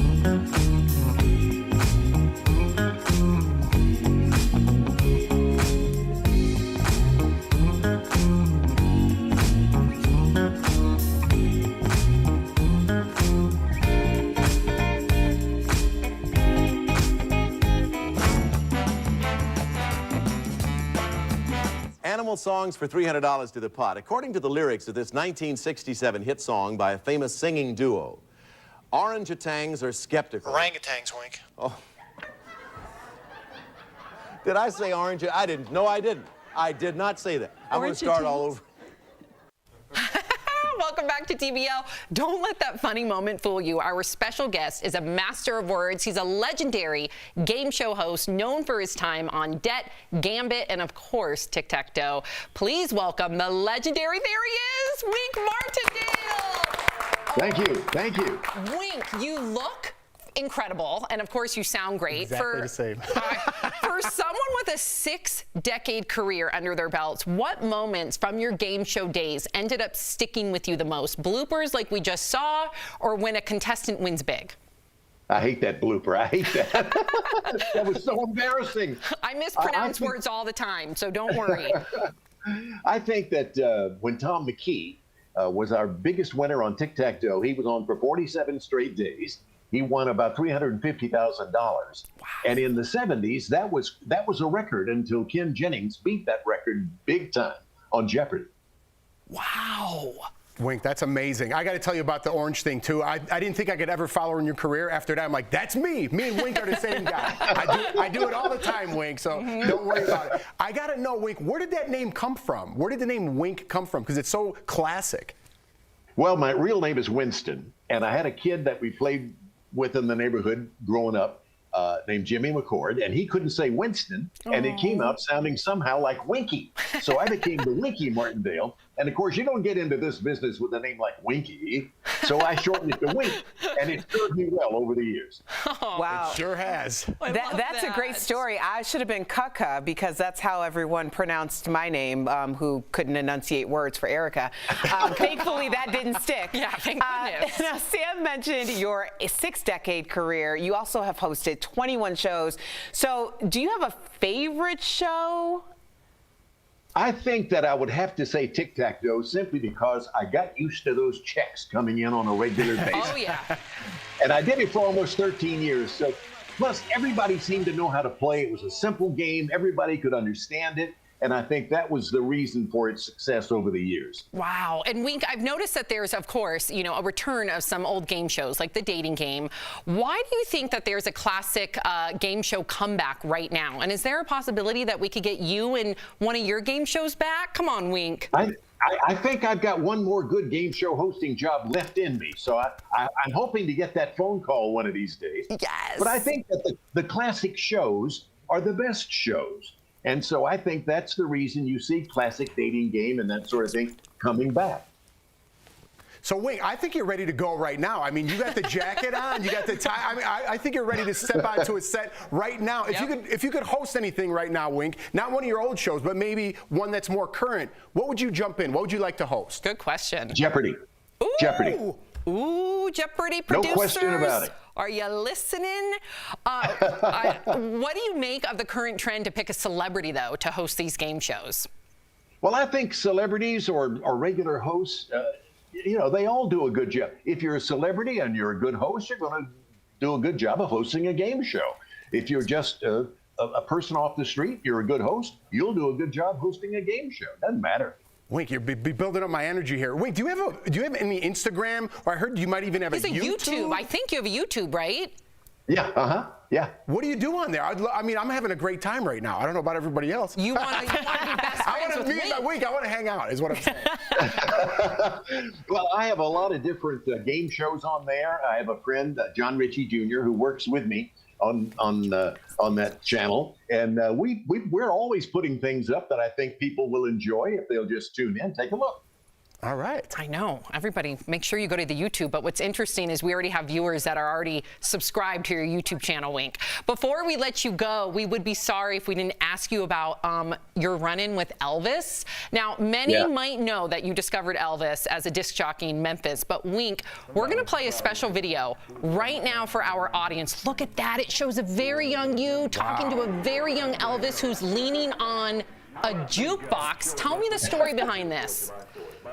Well, that's Elvis guesting on my top 10 dance party. I was sort of the Dick Clark of Memphis in the 50s, and he came on my show because I had become his friend the night he was discovered in 1954. I'm the only living person of 6 people who were in the control room the night that That's All Right Mama, the first Elvis record, was played on the radio. Wow. So as a result of that friendship, he came on my television show, and he remained my friend. And oh no! Until the day he left. Oh, phew! I thought that you were freezing because I want to learn.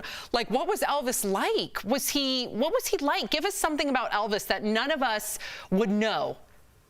I think that if I had to answer that this way, he gave away more money than anybody has any knowledge of. He didn't want a lot of notoriety about charitable givings that he made. And so I think that above everything else, I think is something that perhaps the average person wouldn't know about this person who was just an ordinary guy from Tupelo, Mississippi. He said to me one time, Wink, I can't believe that this is happening to me. Aww. I asked him one time, I said, in my interview that you played a minute ago, I said, Elvis, did you have any idea when you were going to Humes High School in Memphis that this would be happening to you? He said, Wink, I didn't expect to get out of Humes High School. Wow, That's unbelievable. Wink, dinner on us. When this whole pandemic's over, dinner on us. You tell us stories all night. We'll go out to dinner. Erica knows all the hot spots. Yes. We'll do it. You're We'll do it. welcome here anytime. Just give me a call. Just give me a call. Hey, I'm taking you up. Me too. I'll make the reservation. There we go. Wink Martindale, thank you so much for being here today. You've earned yourself a break from working, but that's not your style. You have a special project up your sleeve that's all about rock and roll. In 30 seconds, please tell us more about that. Okay, starting later this year, I think around April 15th, the history of rock and roll will be told by yours truly. And we'll start in the 1950s, in the mid-50s, when rock and roll really started with That's All Right Mama by Elvis and Rock Around the Clock by Bill Haley and the Comets. And it'll be a 2-hour weekend program for syndication. Stations around the country will be carrying it. And I'm really looking forward to telling the story, the history of rock and roll. I'll be tuning in. Everybody tune in. How fascinating. You are fascinating. Thank you for joining us. I can't wait for our big dinner. We'll be right back. Thank you.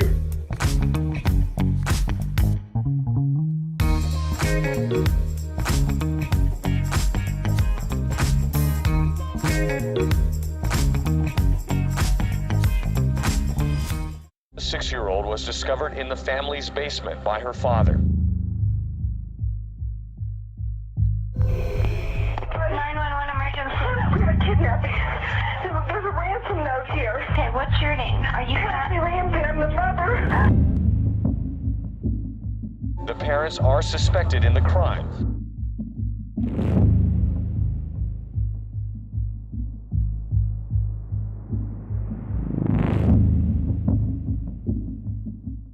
This February, DBL is all new every day. Like, it is such a joke. No, hold on. I was shocked. I don't know what you're saying. Here come the Pistons. I love this story. Stick with us in 2021. We're going to have a great year.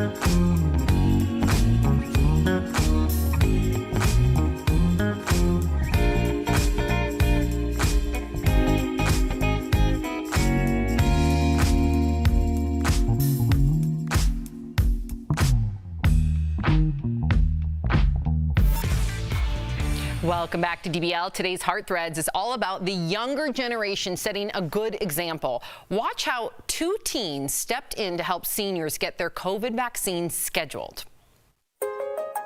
These teens are helping seniors schedule their COVID vaccinations. Cousins Jacqueline Teague and Amelie Beck's grandparents were having trouble scheduling an appointment to get the COVID vaccine. So Jacqueline and Amelie helped them through the process. The experience inspired them to help other seniors. It made me realize how hard it was to navigate the internet and the whole process of getting the appointments. The cousins opened an email and phone line to offer assistance.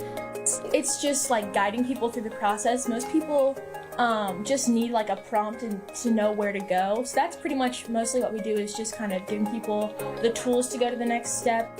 Now they're receiving messages of gratitude. Thank you. I just can't believe it because of the time I've put in. People are really happy because a lot of these people will email us and say they've been trying for weeks. And then when they just are given like the steps to go through, it doesn't take them too long and they're just really happy to get it.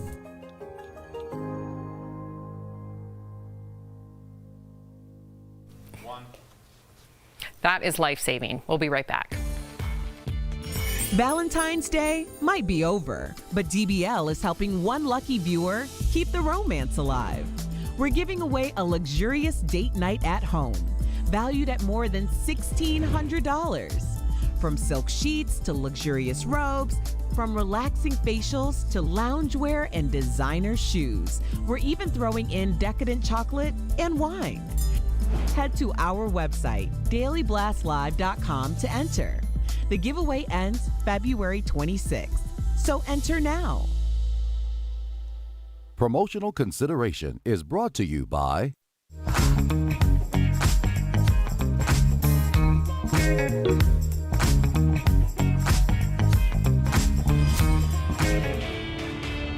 Verify goes straight to the source to get you the truth about rumors that are circulating online. You should wear a mask. Continue to use the measures of wearing a mask. Wear the damn masks. Leaders across the country have been telling us that we need to wear a mask for months now, but the CDC explains that not all masks are created equal. So let's verify. What do you need to look for in these masks? Our source is the CDC website, as well as a few of their recent studies. Any mask is better than no mask. We also spoke with Dr. John Brooks, a chief medical officer for the CDC COVID-19 emergency response. First, let's talk about what features we should be looking for in one of these masks. Our experts say masks with 2 or more layers of washable fabric, ones that fit snugly against your face so you don't have gaps, and masks with a wire on the bridge of your nose to avoid air escaping. Get a mask that fits the size of your face. All of us have a different face, and one mask doesn't necessarily fit all. Meanwhile, here are some features that the CDC says we should be avoiding. First, masks made from fabric that's hard to breathe through.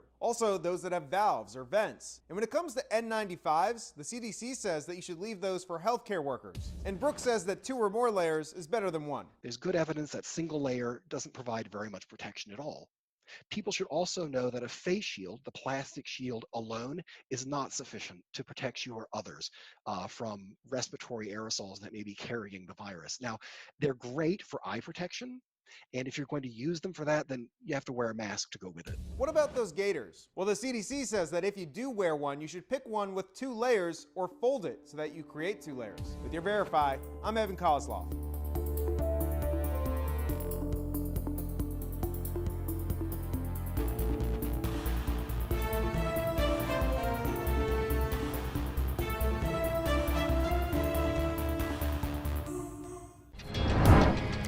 This February, DBL is all new every day. No, hold on. No, I think that's ridiculous. Really? Okay. Like, it is such a joke. I was shocked.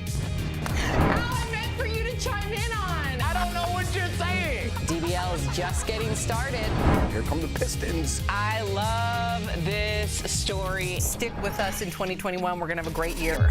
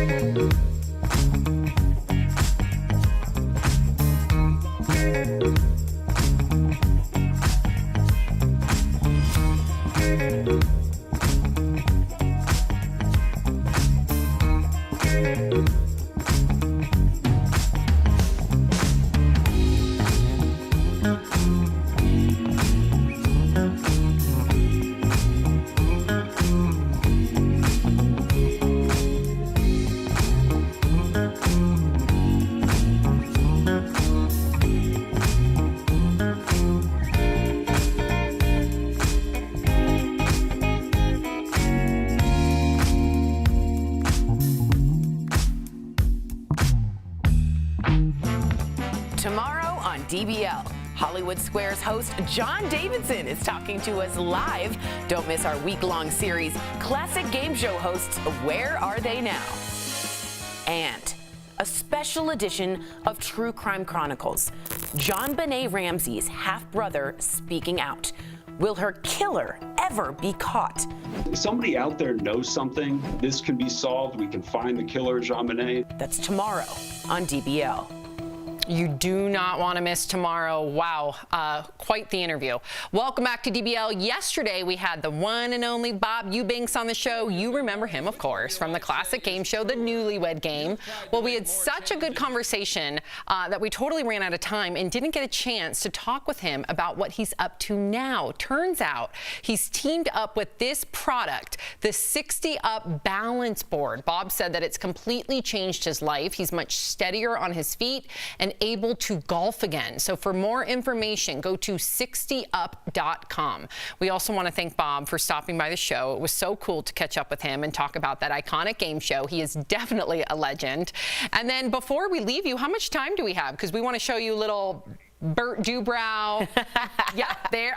And you guys, that's like an eighth of his figure collection. He doesn't like to call them dolls. They are figures. That's like an eighth of them. And if you see in the background, that's Howdy Doody, you guys. How cool is that, right? Howdy Doody. So look how proud Bert is.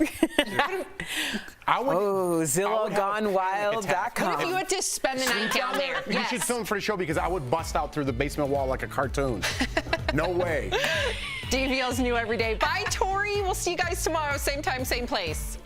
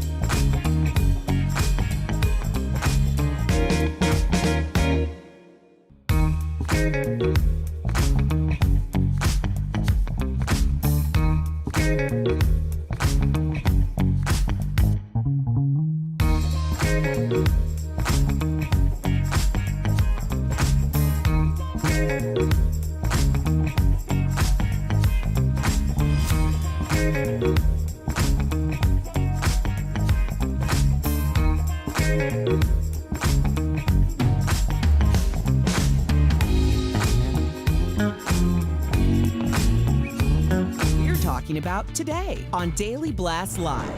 The chief of the Cherokee Nation wants Jeep to stop using the tribe's name. Is the company honoring them, or are they on the wrong side of history? An Uber Eats driver goes viral over his emotional plea about poor tips.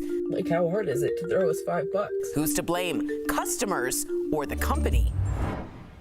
Two special guests live on DBL today. 90s pop star Amy Grant. Plus, we continue our classic game show hosts' Where Are They Now series with Wink Martindale. And Shailene Woodley gives the scoop on her engagement to Aaron Rodgers. I never thought I'd be engaged to somebody who threw balls for a living. Real, honest, entertaining, live. DBL starts right now. This nation will smile again. This nation will know sunny days again. This nation will know joy again. And as we do, we'll remember each person we've lost, the lives they lived, the loved ones they left behind. Wow, some moving words from President Biden last night. Welcome to DBL. It is Tuesday, February 23rd. I'm Sam here with Jeff and Erica. Tori joins us from home. So the nation is coming together to mark the 500,000 lives lost to the pandemic. President Biden delivered those remarks you heard a moment ago from the White House at sunset last night. There was also a national moment of silence to honor those who've died. The bells at Washington's National Cathedral tolled 500 times, once for every 1,000 lives lost. And as you saw, the president also ordered flags to be flown at half-staff for 5 days. Wow, I didn't expect to get so emotional, but I know so many families are suffering right now. So many families are going through anguish and uncertainty if their loved ones are in the hospital, and then the 500,000 Americans alone are no longer with us. I can only offer so much empathy to all of the family members that are left behind. Erica? Sam, like, this is the problem, right? You're apologizing for being emotional. Like, we're apologizing for not being able to keep it together. My heart is pounding through my chest. Yeah, because you're going through something. It's just... I just want everyone out there that is watching to take this virus seriously. Please wear your mask, socially distance. Those are 500,000 individuals that had families, had sons, had daughters, were moms, were fathers. I just don't want that to get lost, because I look at the photos on Instagram and people are still acting like that this isn't a deadly virus, and it is. And even if it's not deadly, it's causing so much suffering to so many families out there. So just please, everybody, take it seriously. It's, I mean, just the idea that people, families, friends who have been affected in the most horrendous ways, what you and your family are going through. What your family went through. Like, it just, and then we're like, I'm sorry I didn't keep it together. Really? That's what we're apologizing for? I mean, every time someone does something that makes a mockery of this virus, it's a slap in the face to anyone who has lost someone. Amen. And we're not even just talking about people who have lost people to complications due to COVID. Right. What about the people who have killed themselves because of isolation and mental health issues? What about people who have found not been prioritized for screenings, who have not found things early because the healthcare system is overrun? Like, what about children who have not learned how to actually start in their formative years interpersonal communication skills? What, like, long-term effect is that going to take? Like, we just continue to gloss over this, and we ignored these hundreds of thousands of people who lost their lives in all these different capacities and made it seem like, oh, most people survive the virus. Yeah, most people do survive the virus, but how does our nation, how does our world survive when there is so many broken people and broken families. That's going to be something that it's going to take a long time to recover from. Well said, Erica. DBL Nation, please write in. We want to hear from you on this one. We are all in this together, and may we beat this together. The chief of the Cherokee Nation wants Jeep to stop using its name. Of course, he's talking about the very popular Jeep SUV models, the Cherokee and the Jeep Grand Cherokee. Cherokee Nation Chief Chuck Hoskin Jr. told Car and Driver magazine, quote, "I'm sure this comes from a place that is well intended, but it does not honor us by having our name plastered on the side of a car." In response, the company said, "Our vehicle names have been carefully chosen and nurtured over the years to honor and celebrate Native American people for their nobility, prowess, and pride." But DBL Nation, we gotta hear from you on this one. Should Jeep change the name of its popular SUV models? Go to dblvote.com, weigh in. We gotta hear from you. Jeff, chime in, and Tori, I know you're there. We want to hear from you, Jeff, and then Tori, please. Tori, I could do without, but I'm just kidding. I'm trying to lighten the mood a little bit here.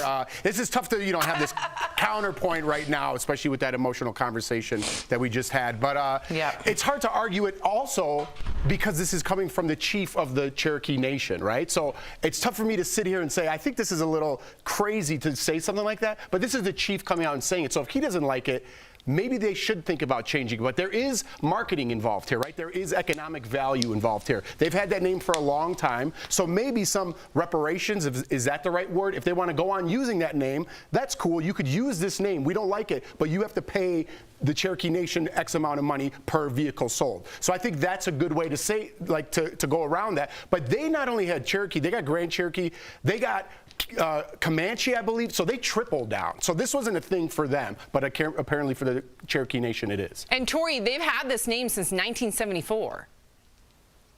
Yeah, and I hear what Jeff said about reparations, and I actually don't hate that idea. I'm going to steal something from Erica Codd that we talked about earlier. Is the response was so tone deaf when the Cherokee Nation leader or chief said, "This isn't honoring us," and the Jeep guy was like, "Yeah, it is. That's not cool. You can't just say it is because you took time to study the prowess of the people." So at some point, I think the response was pretty tone deaf. At least, as Erica said, have a conversation. I mean, that's really what he should have done, and said, "Let's meet. Let's talk." But not everybody's agreeing with you and Jeff here. And then, Erica, I want you to respond to these comments because I'm getting in comments really quickly here. So we have right here, okay, and my phone just restarted itself. Shoot. Here we go. I know. Welcome to the 21st century in a studio that has no internet service. Okay, so we have Jay Moon on Twitter. What about the Kansas City Chiefs? Are they next? Where is the line? Mark on Twitter. As an Irish American, I demand an end to Lucky Charms, Irish Spring Soap,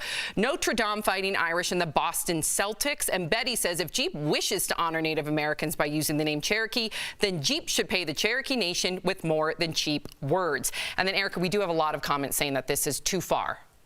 Well, I mean, a lot of people who have no interest whatsoever, especially no vested interest, they don't even own a Cherokee and have no ties to Cherokee Nation.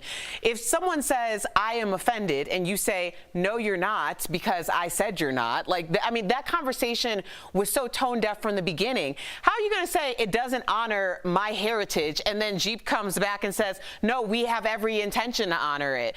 They said it didn't. That's the end of the conversation. You could say, "Let's come to the table and have a conversation." I love the idea of all right, let's talk about the financial end of that, because that's what everyone's talking about.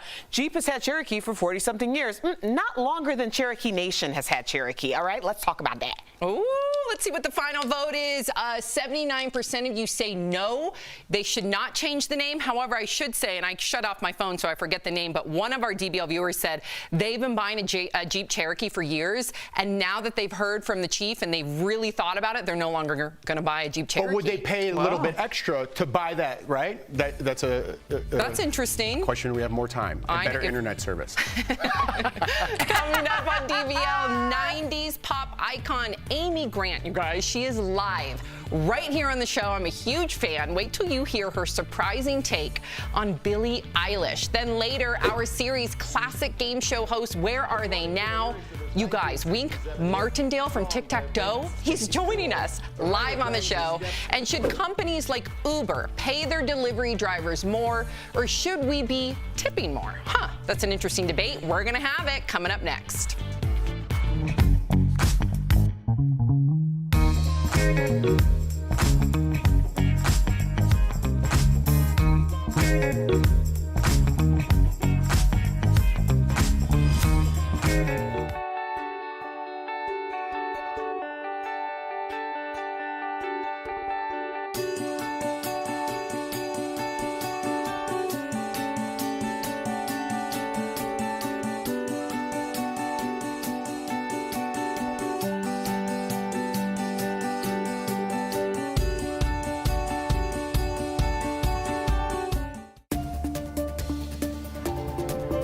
Over the next couple of weeks, the price you pay for a gallon of gas could go up 10 to 20 cents, according to the experts at GasBuddy.com.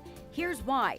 Last week's winter storms forced about a dozen refineries in southern states like Texas to at least partially shut down. Those facilities already don't do well in sub-freezing temperatures, but the storms also knocked out their power. As a result, the country has lost about 20% of its oil refining capacity. Lower capacity means less gas for all our cars. It could take weeks for those refineries to get operations back to normal. Prices have already started to rise as demand has recovered from the worst of the COVID-19 pandemic. With this added issue, experts believe we could see the national average for a gallon of gas getting up to $3 by summertime. And that's connecting the dots.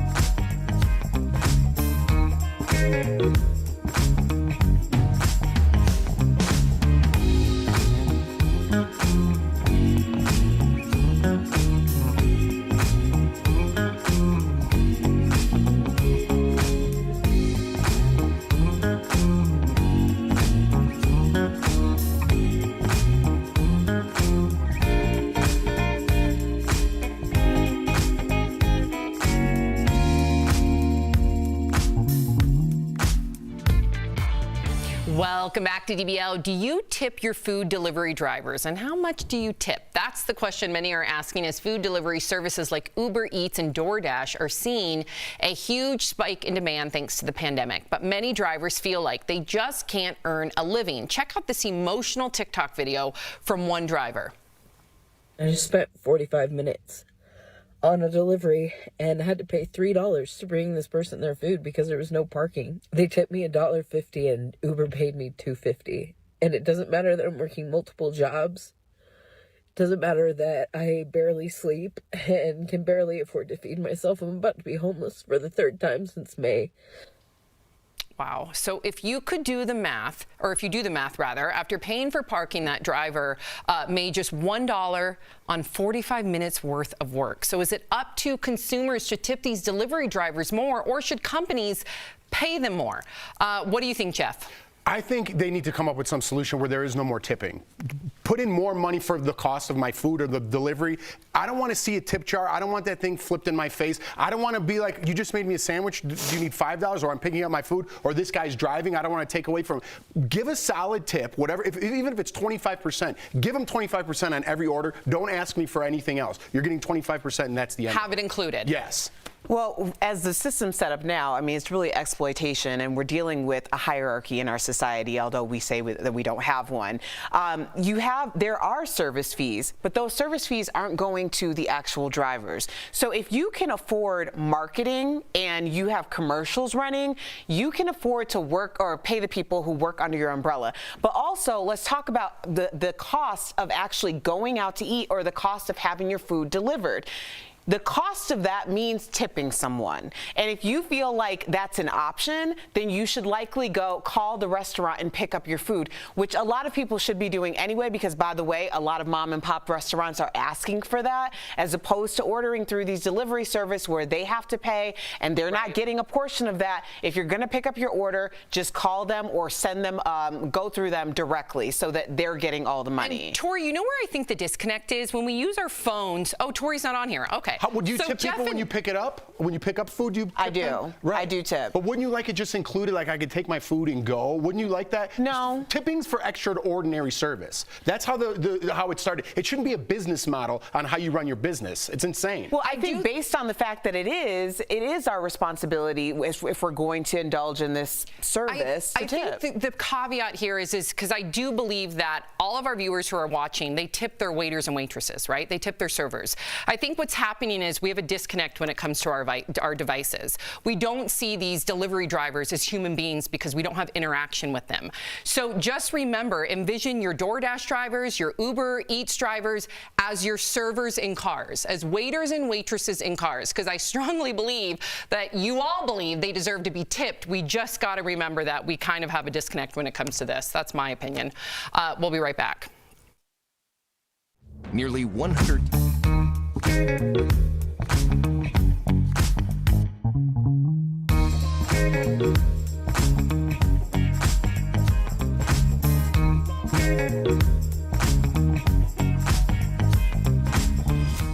A 6-year-old was discovered in the family's basement by her father. 911 emergency. We have a kidnapping.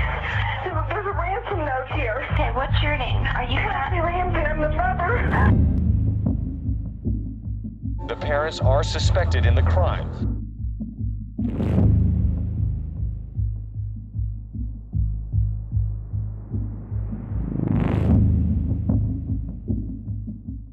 This February, DBL is all new every day.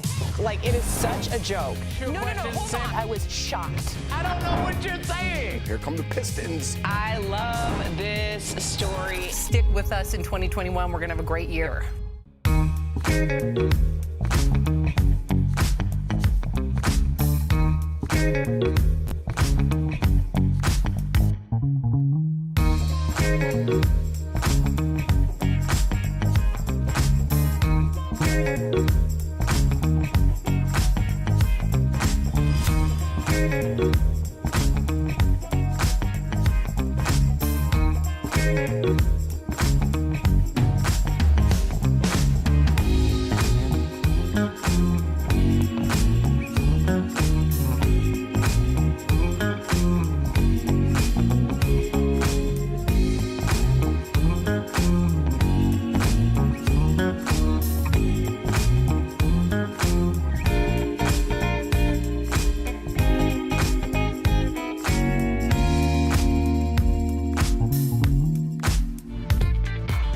Welcome back to DBL. In the 90s, if you turned on the radio or went to the mall, chances are you heard Amy Grant. Today, she's here to celebrate the 30th anniversary of her 5-time platinum album, Heart in Motion. But before we welcome Amy, let's take a stroll, shall we, down memory lane and see what got her here.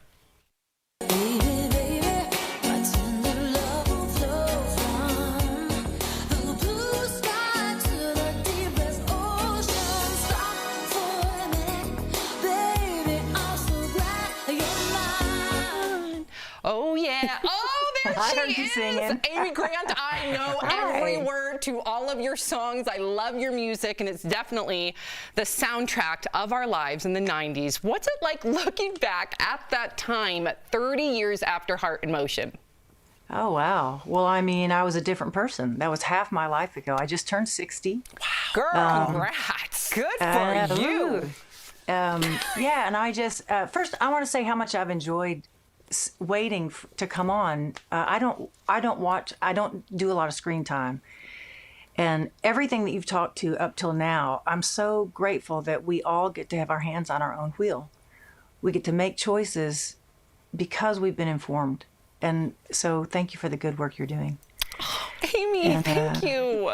Yeah, it's really all of it, and I I have had a lot of friends who either have close loved ones that have passed because of COVID. Right. Not immediate, but I had open heart surgery in June. Wow. And that night, I know, ta-da, look, like I kind of have cleavage. Look at Whoa-ho. you. You're I know. amazing. What a warrior you But are.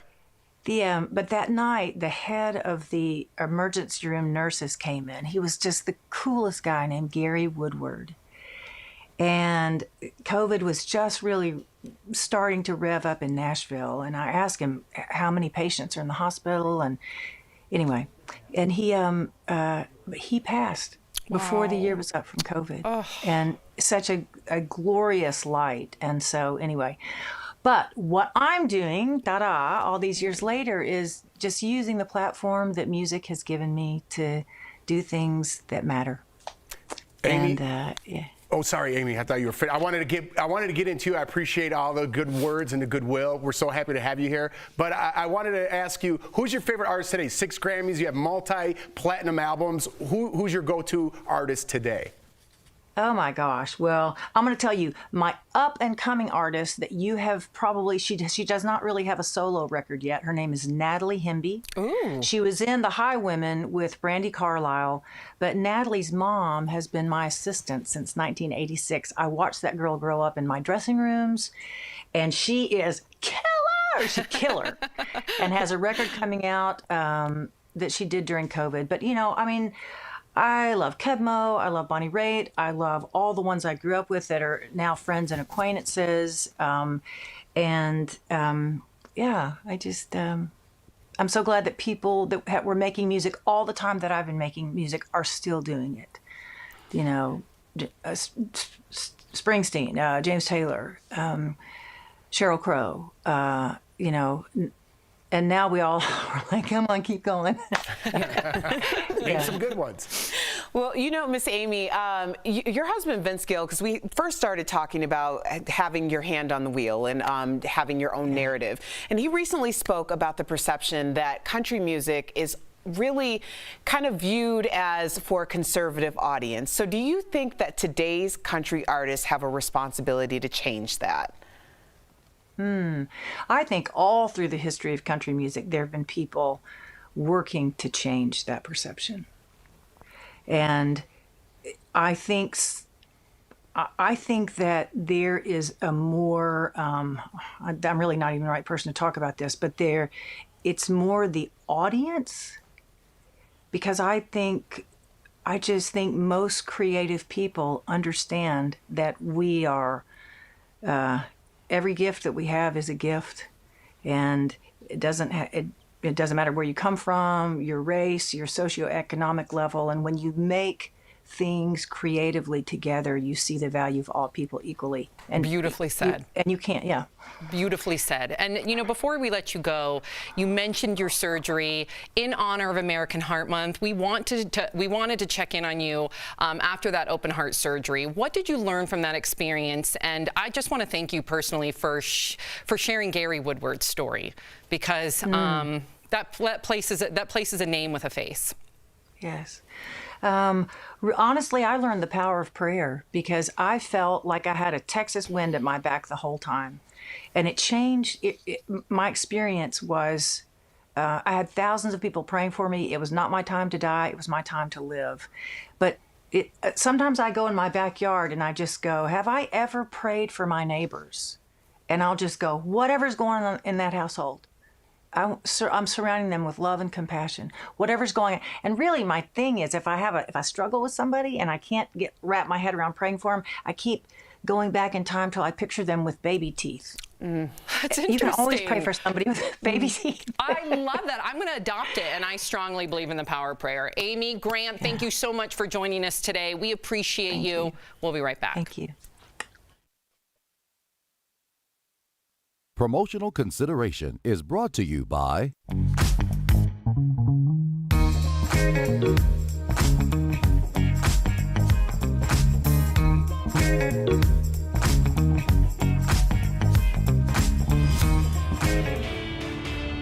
Verify goes straight to the source to get you the truth about rumors that are circulating online. You should wear a mask. Continue to use the measures of wearing a mask. Wear the damn masks. Leaders across the country have been telling us that we need to wear a mask for months now, but the CDC explains that not all masks are created equal. So let's verify. What do you need to look for in these masks? Our source is the CDC website, as well as a few of their recent studies. Any mask is better than no mask. We also spoke with Dr. John Brooks, a chief medical officer for the CDC COVID-19 emergency response. First, let's talk about what features we should be looking for in one of these masks. Our experts say masks with 2 or more layers of washable fabric, ones that fit snugly against your face so you don't have gaps, and masks with a wire on the bridge of your nose to avoid air escaping. Get a mask that fits the size of your face. All of us have a different face, and one mask doesn't necessarily fit all. Meanwhile, here are some features that the CDC says we should be avoiding. First, masks made from fabric that's hard to breathe through. Also, those that have valves or vents. And when it comes to N95s, the CDC says that you should leave those for healthcare workers. And Brooks says that 2 or more layers is better than 1. There's good evidence that single layer doesn't provide very much protection at all.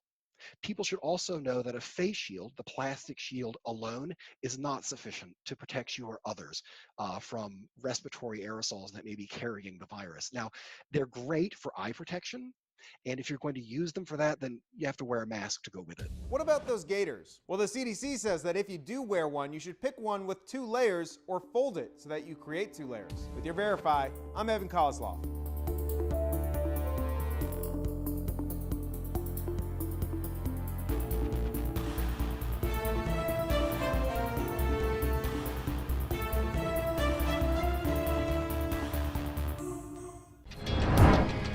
This February, DBL is all new every day.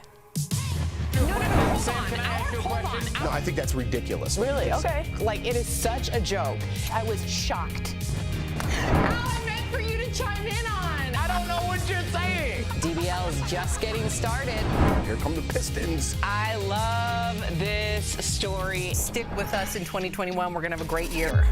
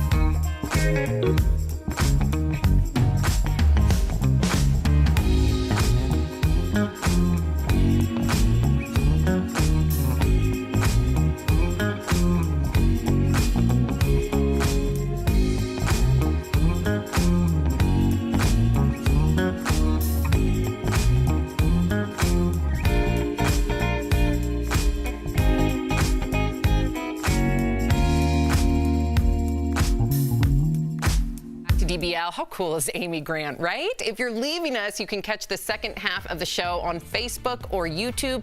But if you're sticking around, here is what's coming up. Classic game show host Wink Martindale is here live. He's sharing memories from his show, Tic-Tac-Dough. You do not want to miss it. Plus, opposites really do attract, at least when it comes to Shailene Woodley and Aaron Rodgers. We'll explain. And check out our co-workers tuning in from home. Yes, guys, DBL's new every day. We'll be right back.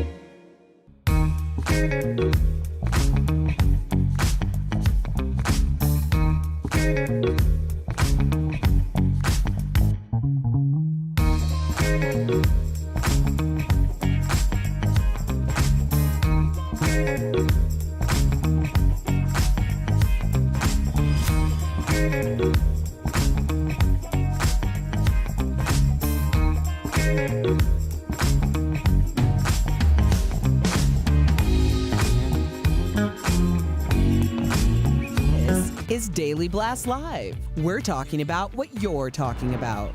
Real, honest, entertaining, live. DBL starts right now. 3, 2. Welcome to DBL. I'm Sam here with Jeff and Erica. Tori joins us from home.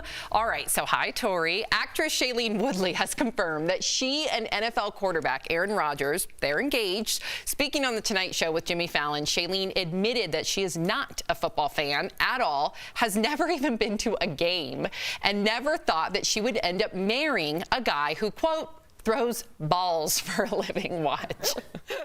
When we met also, like, I knew he was a football guy, but I didn't know, like, what kind of a football guy he was. Friends would be like, you got to watch his YouTube greatest, or and I was like, I don't get it. He's good. He's great. He's like, really I don't understand.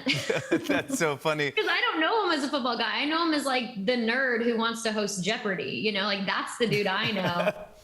He's so, Tori, you okay there, girl? You leaning over, grabbing something? Sorry, No, my dog was interested in the Shailene Woodley story. I apologize.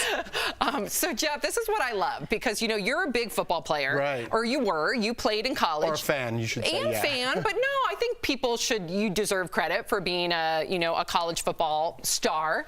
But what about Jordan? When you met Jordan, was it, ooh, Tori, you hold your tongue for a second there, girl.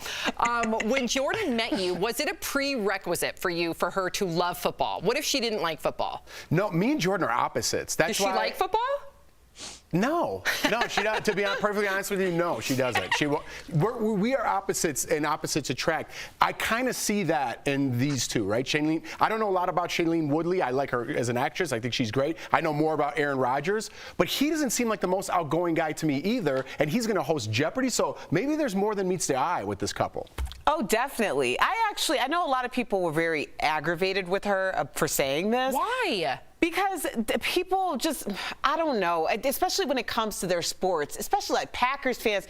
Listen, y'all, we have one in the house. He's wearing a Packers mask right now. He is? Oh, my gosh. As a Bears fan, I grew up a Bears fan. So, like, my last big relationship, football was a major part of it. Like, I mean, we would schedule our entire weekends around football. Boo. Now, this relationship, my marriage, now, I was very forthcoming. We go to all the Broncos home games just about. But I am very clear. The reason why I am here is for the food, the drink, and some atmosphere. Ooh, I like that, Erica. Like, I'm very clear. So don't try to be something that you're not. And she's not trying to be like, oh, go touchdown. You know, she's just saying, I like the guy. I don't care what he does. When I first met Mark, Tori, I pretended I was a huge basketball fan.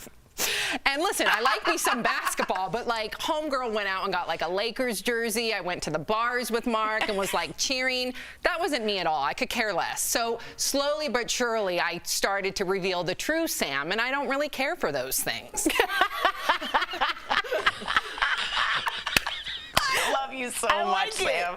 No, I totally agree. I think it's exactly what Jeff said. I hate to agree with him on this one, but I do think opposites attract, and I think Shailene Woodley, if you don't know about her, she's sort of that herbal, granola, mason jar with lavender kind of girl. Like, she uses, like, Tom's deodorant, like, awesome, cool, like, outdoorsy girl, and I think they might share a real spiritual, kind of outdoorsy kind of feeling together, and I'm super happy for them. Me too. I think they're it's super happy. deep for them, but also, how many of us really know what our partners do? I mean, really, let's be honest. What do you mean? I know what my partner does. Yeah, but y'all own a business together.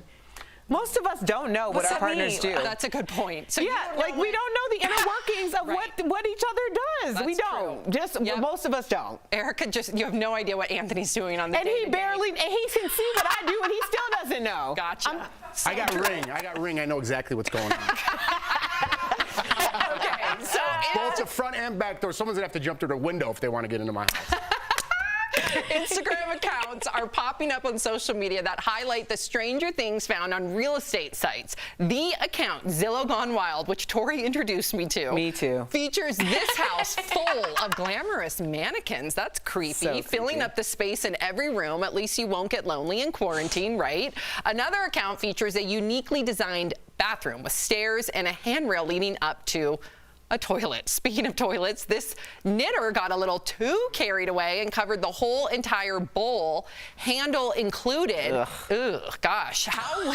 Sorry. Oh, and how would you like to live in a house that's completely decorated purple? As you can see, the living room, the bedroom, the kitchen, and the bathroom all feature various shades of the color. And this homeowner took the opposite approach and painted the kitchen all the colors.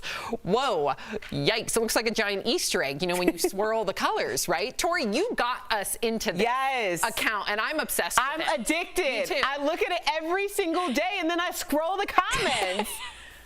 I know. The comments are the best. Here's the best thing about Zillow Gone Wild. It's the houses that look great for about 9 pictures, but the 10th is like, and there's a Mickey Mouse bar in the bottom of their pool. Like, it makes no sense whatsoever. So it's just a really fun way to escape, and they have a great sense of humor, and it's just an ongoing, this Instagram handle just blew up during the pandemic, and I love it. See, you know whose house belongs in there is our senior executive producer, because he has a room full.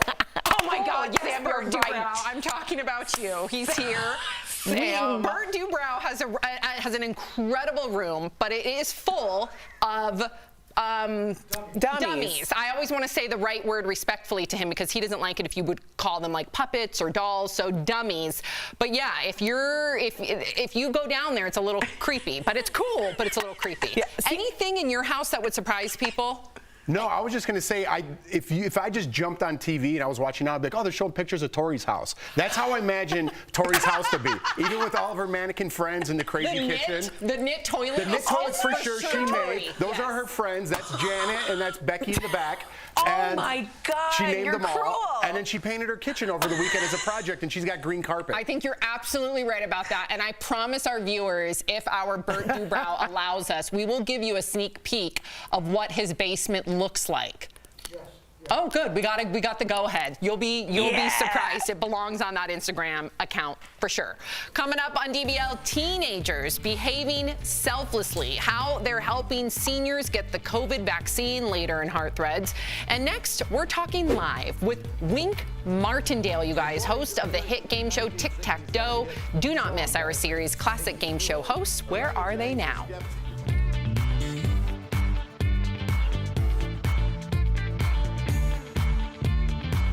DBL is recognizing Black leaders who are making history right now. Late actor Chadwick Boseman made history by receiving 4 Screen Actors Guild Awards this year, which included his leading role in Ma Rainey's Black Bottom. This broke the record for the most nominations in one night. He will also be celebrated as Black Panther, Marvel's first Black superhero.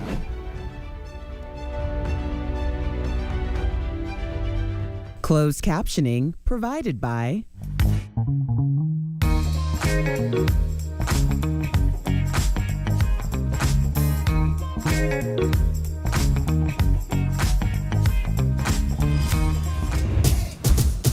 At DBL, we're always on. I'm in control. You're trying to give a conversation up here. Shouldn't he be held accountable? Absolutely. This is where I'm going to push back. Is this my shocked face? Tori, I will walk off the set. You should. This February, DBL is all new. I agree with Al on this one. Every day. Yeah, wow, I said it, Tori. Yo. I'm in control.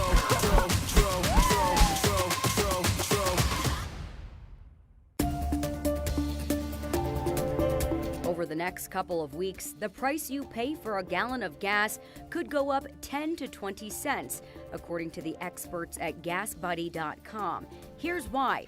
Last week's winter storms forced about a dozen refineries in southern states like Texas to at least partially shut down. Those facilities already don't do well in sub-freezing temperatures, but the storms also knocked out their power. As a result, the country has lost about 20% of its oil refining capacity. Lower capacity means less gas for all our cars. It could take weeks for those refineries to get operations back to normal. Prices have already started to rise as demand has recovered from the worst of the COVID-19 pandemic. With this added issue, experts believe we could see the national average for a gallon of gas getting up to $3 by summertime. And that's connecting the dots.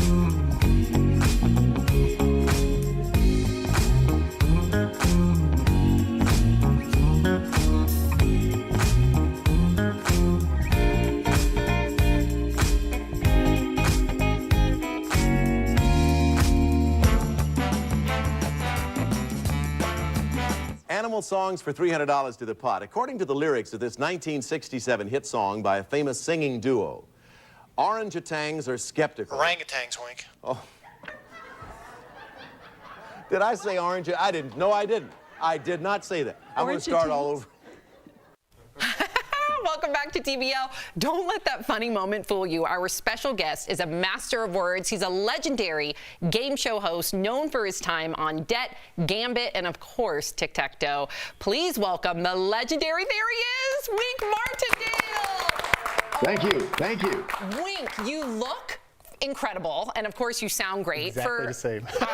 For someone with a 6-decade career under their belts, what moments from your game show days ended up sticking with you the most? Bloopers like we just saw, or when a contestant wins big?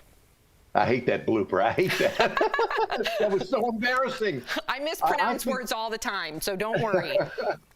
I think that when Tom McKee was our biggest winner on Tic-Tac-Toe, he was on for 47 straight days. He won about $350,000. Wow. And in the 70s, that was a record until Ken Jennings beat that record big time on Jeopardy. Wow. Wink, that's amazing. I got to tell you about the orange thing, too. I didn't think I could ever follow in your career. After that, I'm like, that's me. Me and Wink are the same guy. I do it all the time, Wink, so don't worry about it. I got to know, Wink, where did that name come from? Where did the name Wink come from? Because it's so classic. Well, my real name is Winston, and I had a kid that we played with in the neighborhood growing up named Jimmy McCord, and he couldn't say Winston, and it came out sounding somehow like Winky. So I became the Winky Martindale. And of course, you don't get into this business with a name like Winky. So I shortened it to Wink, and it served me well over the years. Wow. It sure has. That's a great story. I should have been Kaka because that's how everyone pronounced my name who couldn't enunciate words for Erica.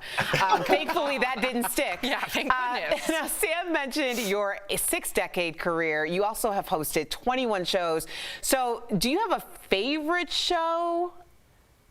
I think that I would have to say Tic-Tac-Toe simply because I got used to those checks coming in on a regular basis. Oh, yeah. And I did it for almost 13 years. So, plus, everybody seemed to know how to play. It was a simple game. Everybody could understand it. And I think that was the reason for its success over the years. Wow. And Wink, I've noticed that there's, of course, you know, a return of some old game shows like the dating game. Why do you think that there's a classic game show comeback right now? And is there a possibility that we could get you in one of your game shows back? Come on, Wink. I think I've got one more good game show hosting job left in me. So I'm hoping to get that phone call one of these days. Yes. But I think that the classic shows are the best shows. And so I think that's the reason you see classic dating game and that sort of thing coming back. So, Wink, I think you're ready to go right now. I mean, you got the jacket on, you got the tie. I mean, I think you're ready to step onto a set right now. If you could host anything right now, Wink, not one of your old shows, but maybe one that's more current, what would you jump in? What would you like to host? Good question. Jeopardy. Ooh. Jeopardy. Ooh, Jeopardy producers. No question about it. Are you listening? What do you make of the current trend to pick a celebrity, though, to host these game shows? Well, I think celebrities or regular hosts, they all do a good job. If you're a celebrity and you're a good host, you're going to do a good job of hosting a game show. If you're just a person off the street, you're a good host, you'll do a good job hosting a game show. Doesn't matter. Wink, you're building up my energy here. Wink, do you have any Instagram? Or I heard you might even have a YouTube. I think you have a YouTube, right? Yeah. Yeah. What do you do on there? I mean, I'm having a great time right now. I don't know about everybody else. You want to be best friends with Wink. I want to hang out, is what I'm saying. Well, I have a lot of different game shows on there. I have a friend, John Ritchie Jr., who works with me on that channel, and we're always putting things up that I think people will enjoy if they'll just tune in, take a look. All right. I know. Everybody, make sure you go to the YouTube. But what's interesting is we already have viewers that are already subscribed to your YouTube channel, Wink. Before we let you go, we would be sorry if we didn't ask you about your run-in with Elvis. Now, many might know that you discovered Elvis as a disc jockey in Memphis. But, Wink, we're going to play a special video right now for our audience. Look at that. It shows a very young you talking to a very young Elvis who's leaning on a jukebox. Tell me the story behind this. Well, that's Elvis guesting on my top 10 dance party. I was sort of the Dick Clark of Memphis in the 50s, and he came on my show because I had become his friend the night he was discovered in 1954. I'm the only living person of 6 people who were in the control room the night that That's All Right Mama, the first Elvis record, was played on the radio. Wow. So as a result of that friendship, he came on my television show, and he remained my friend. And oh no! Until the day he left. Oh, phew! I thought that you were freezing because I want to learn, like, what was Elvis like? What was he like? Give us something about Elvis that none of us would know. I think that if I had to answer that this way, he gave away more money than anybody has any knowledge of. He didn't want a lot of notoriety about charitable givings that he made. And so I think that above everything else, I think is something that perhaps the average person wouldn't know about this person who was just an ordinary guy from Tupelo, Mississippi. He said to me one time, Wink, I can't believe that this is happening to me. Aww. I asked him one time, I said, in my interview that you played a minute ago, I said, Elvis, did you have any idea when you were going to Humes High School in Memphis that this would be happening to you? He said, Wink, I didn't expect to get out of Humes High School. Wow, unbelievable. Wink, dinner on us. When this whole pandemic's over, dinner on us. You tell us stories all night. We'll go out to dinner. Erica knows all the hot spots. Yes. We'll do it. We'll do it. Come here anytime. Just give me a call. Just give me a call. I'm picking you up. Me too. I'll make the reservation. There we go. Wink Martindale, thank you so much for being here today. You've earned yourself a break from working, but that's not your style. You have a special project up your sleeve that's all about rock and roll. In 30 seconds, please tell us more about that. Okay, starting later this year, I think around April 15th, the history of rock and roll will be told by yours truly. And we'll start in the 1950s, in the mid-50s, when rock and roll really started with That's All Right Mama by Elvis and Rock Around the Clock by Bill Haley and the Comets. And it'll be a 2-hour weekend program for syndication. Stations around the country will be carrying it. And I'm really looking forward to telling the story, the history of rock and roll. I'll be tuning in. Everybody tune in. How fascinating. You are fascinating. Thank you for joining us. I can't wait for our big dinner. We'll be right back. Thank you.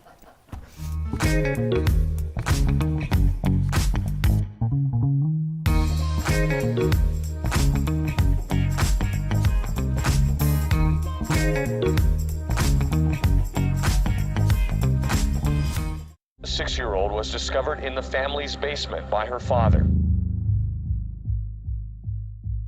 911 emergency. We have a kidnapping. There's a ransom note here. Okay, what's your name? Are you Happy Ramsey? I'm the mother. The parents are suspected in the crime.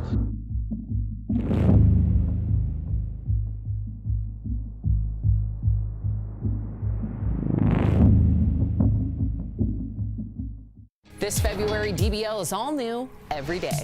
Like, it is such a joke. No, hold on. I was shocked. I don't know what you're saying. Here come the Pistons. I love this story. Stick with us in 2021. We're going to have a great year.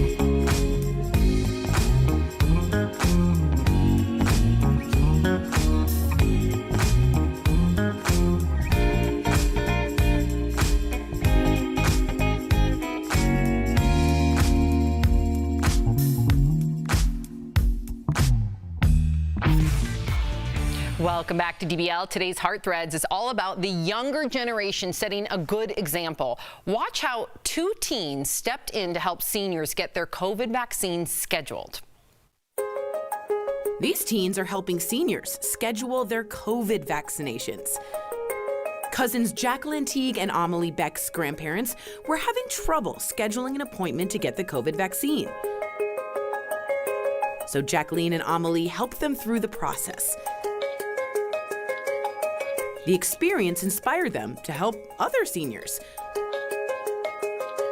It made me realize how hard it was to navigate the internet and the whole process of getting the appointments. The cousins opened an email and phone line to offer assistance. It's just like guiding people through the process. Most people just need like a prompt and to know where to go. So that's pretty much mostly what we do, is just kind of giving people the tools to go to the next step. Now they're receiving messages of gratitude. Thank you. I just can't believe it because of the time I've put in. People are really happy because a lot of these people will email us and say they've been trying for weeks. And then when they just are given like the steps to go through, it doesn't take them too long and they're just really happy to get it.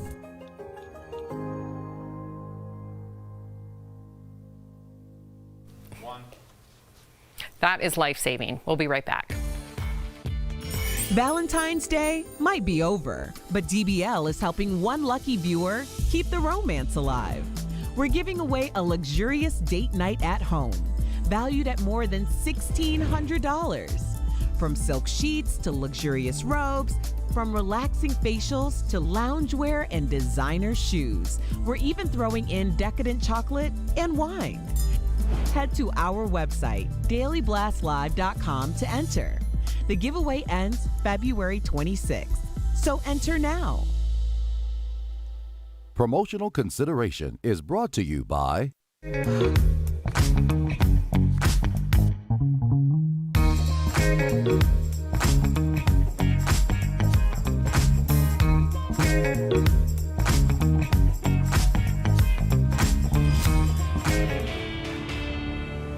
goes straight to the source to get you the truth about rumors that are circulating online. You should wear a mask. Continue to use the measures of wearing a mask. Wear the damn masks. Leaders across the country have been telling us that we need to wear a mask for months now, but the CDC explains that not all masks are created equal. So let's verify. What do you need to look for in these masks? Our source is the CDC website, as well as a few of their recent studies. Any mask is better than no mask. We also spoke with Dr. John Brooks, a chief medical officer for the CDC COVID-19 emergency response. First, let's talk about what features we should be looking for in one of these masks. Our experts say masks with 2 or more layers of washable fabric, ones that fit snugly against your face so you don't have gaps, and masks with a wire on the bridge of your nose to avoid air escaping. Get a mask that fits the size of your face. All of us have a different face, and one mask doesn't necessarily fit all. Meanwhile, here's some features that the CDC says we should be avoiding. First, masks made from fabric that's hard to breathe through. Also, those that have valves or vents. And when it comes to N95s, the CDC says that you should leave those for healthcare workers. And Brooks says that 2 or more layers is better than 1. There's good evidence that single layer doesn't provide very much protection at all.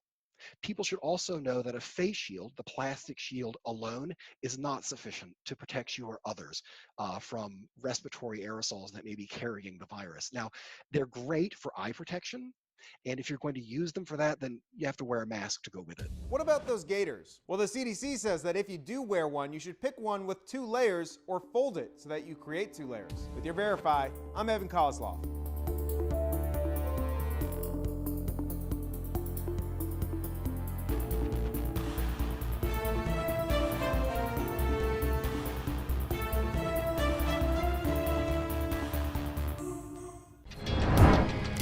This February, DBL is all new every day.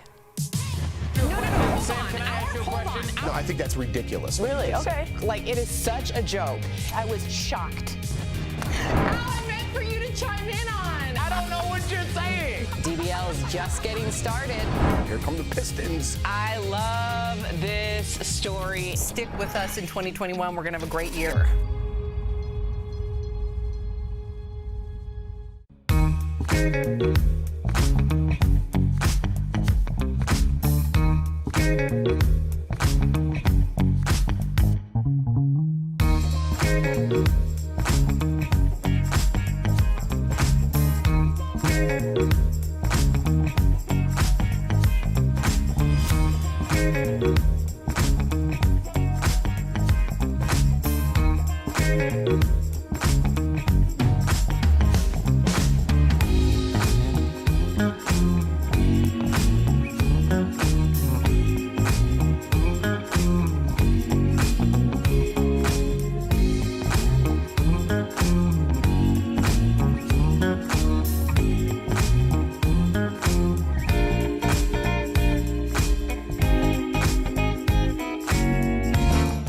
Tomorrow on DBL, Hollywood Squares host John Davidson is talking to us live.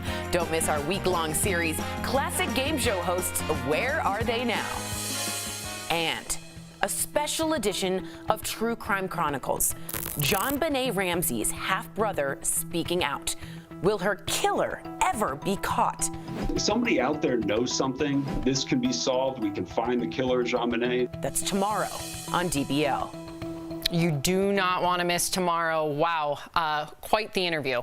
Welcome back to DBL. Yesterday, we had the one and only Bob Eubanks on the show. You remember him, of course, from the classic game show, The Newlywed Game. Well, we had such a good conversation that we totally ran out of time and didn't get a chance to talk with him about what he's up to now. Turns out he's teamed up with this product, the 60 Up Balance Board. Bob said that it's completely changed his life. He's much steadier on his feet and able to golf again. So for more information, go to 60up.com. We also want to thank Bob for stopping by the show. It was so cool to catch up with him and talk about that iconic game show. He is definitely a legend. And then before we leave you, how much time do we have? Because we want to show you little Bert Dubrow. Yeah, there. And you guys, that's like an 1/8 of his figure collection. He doesn't like to call them dolls. They are figures. That's like an 1/8 of them. And if you see in the background, that's Howdy Doody, you guys. How cool is that, right? Howdy Doody. So look how proud Bert is. Zillowgonewild.com. What if you had to spend the night down there? You should film for the show because I would bust out through the basement wall like a cartoon. No way. DBL's new every day. Bye, Tori. We'll see you guys tomorrow. Same time, same place.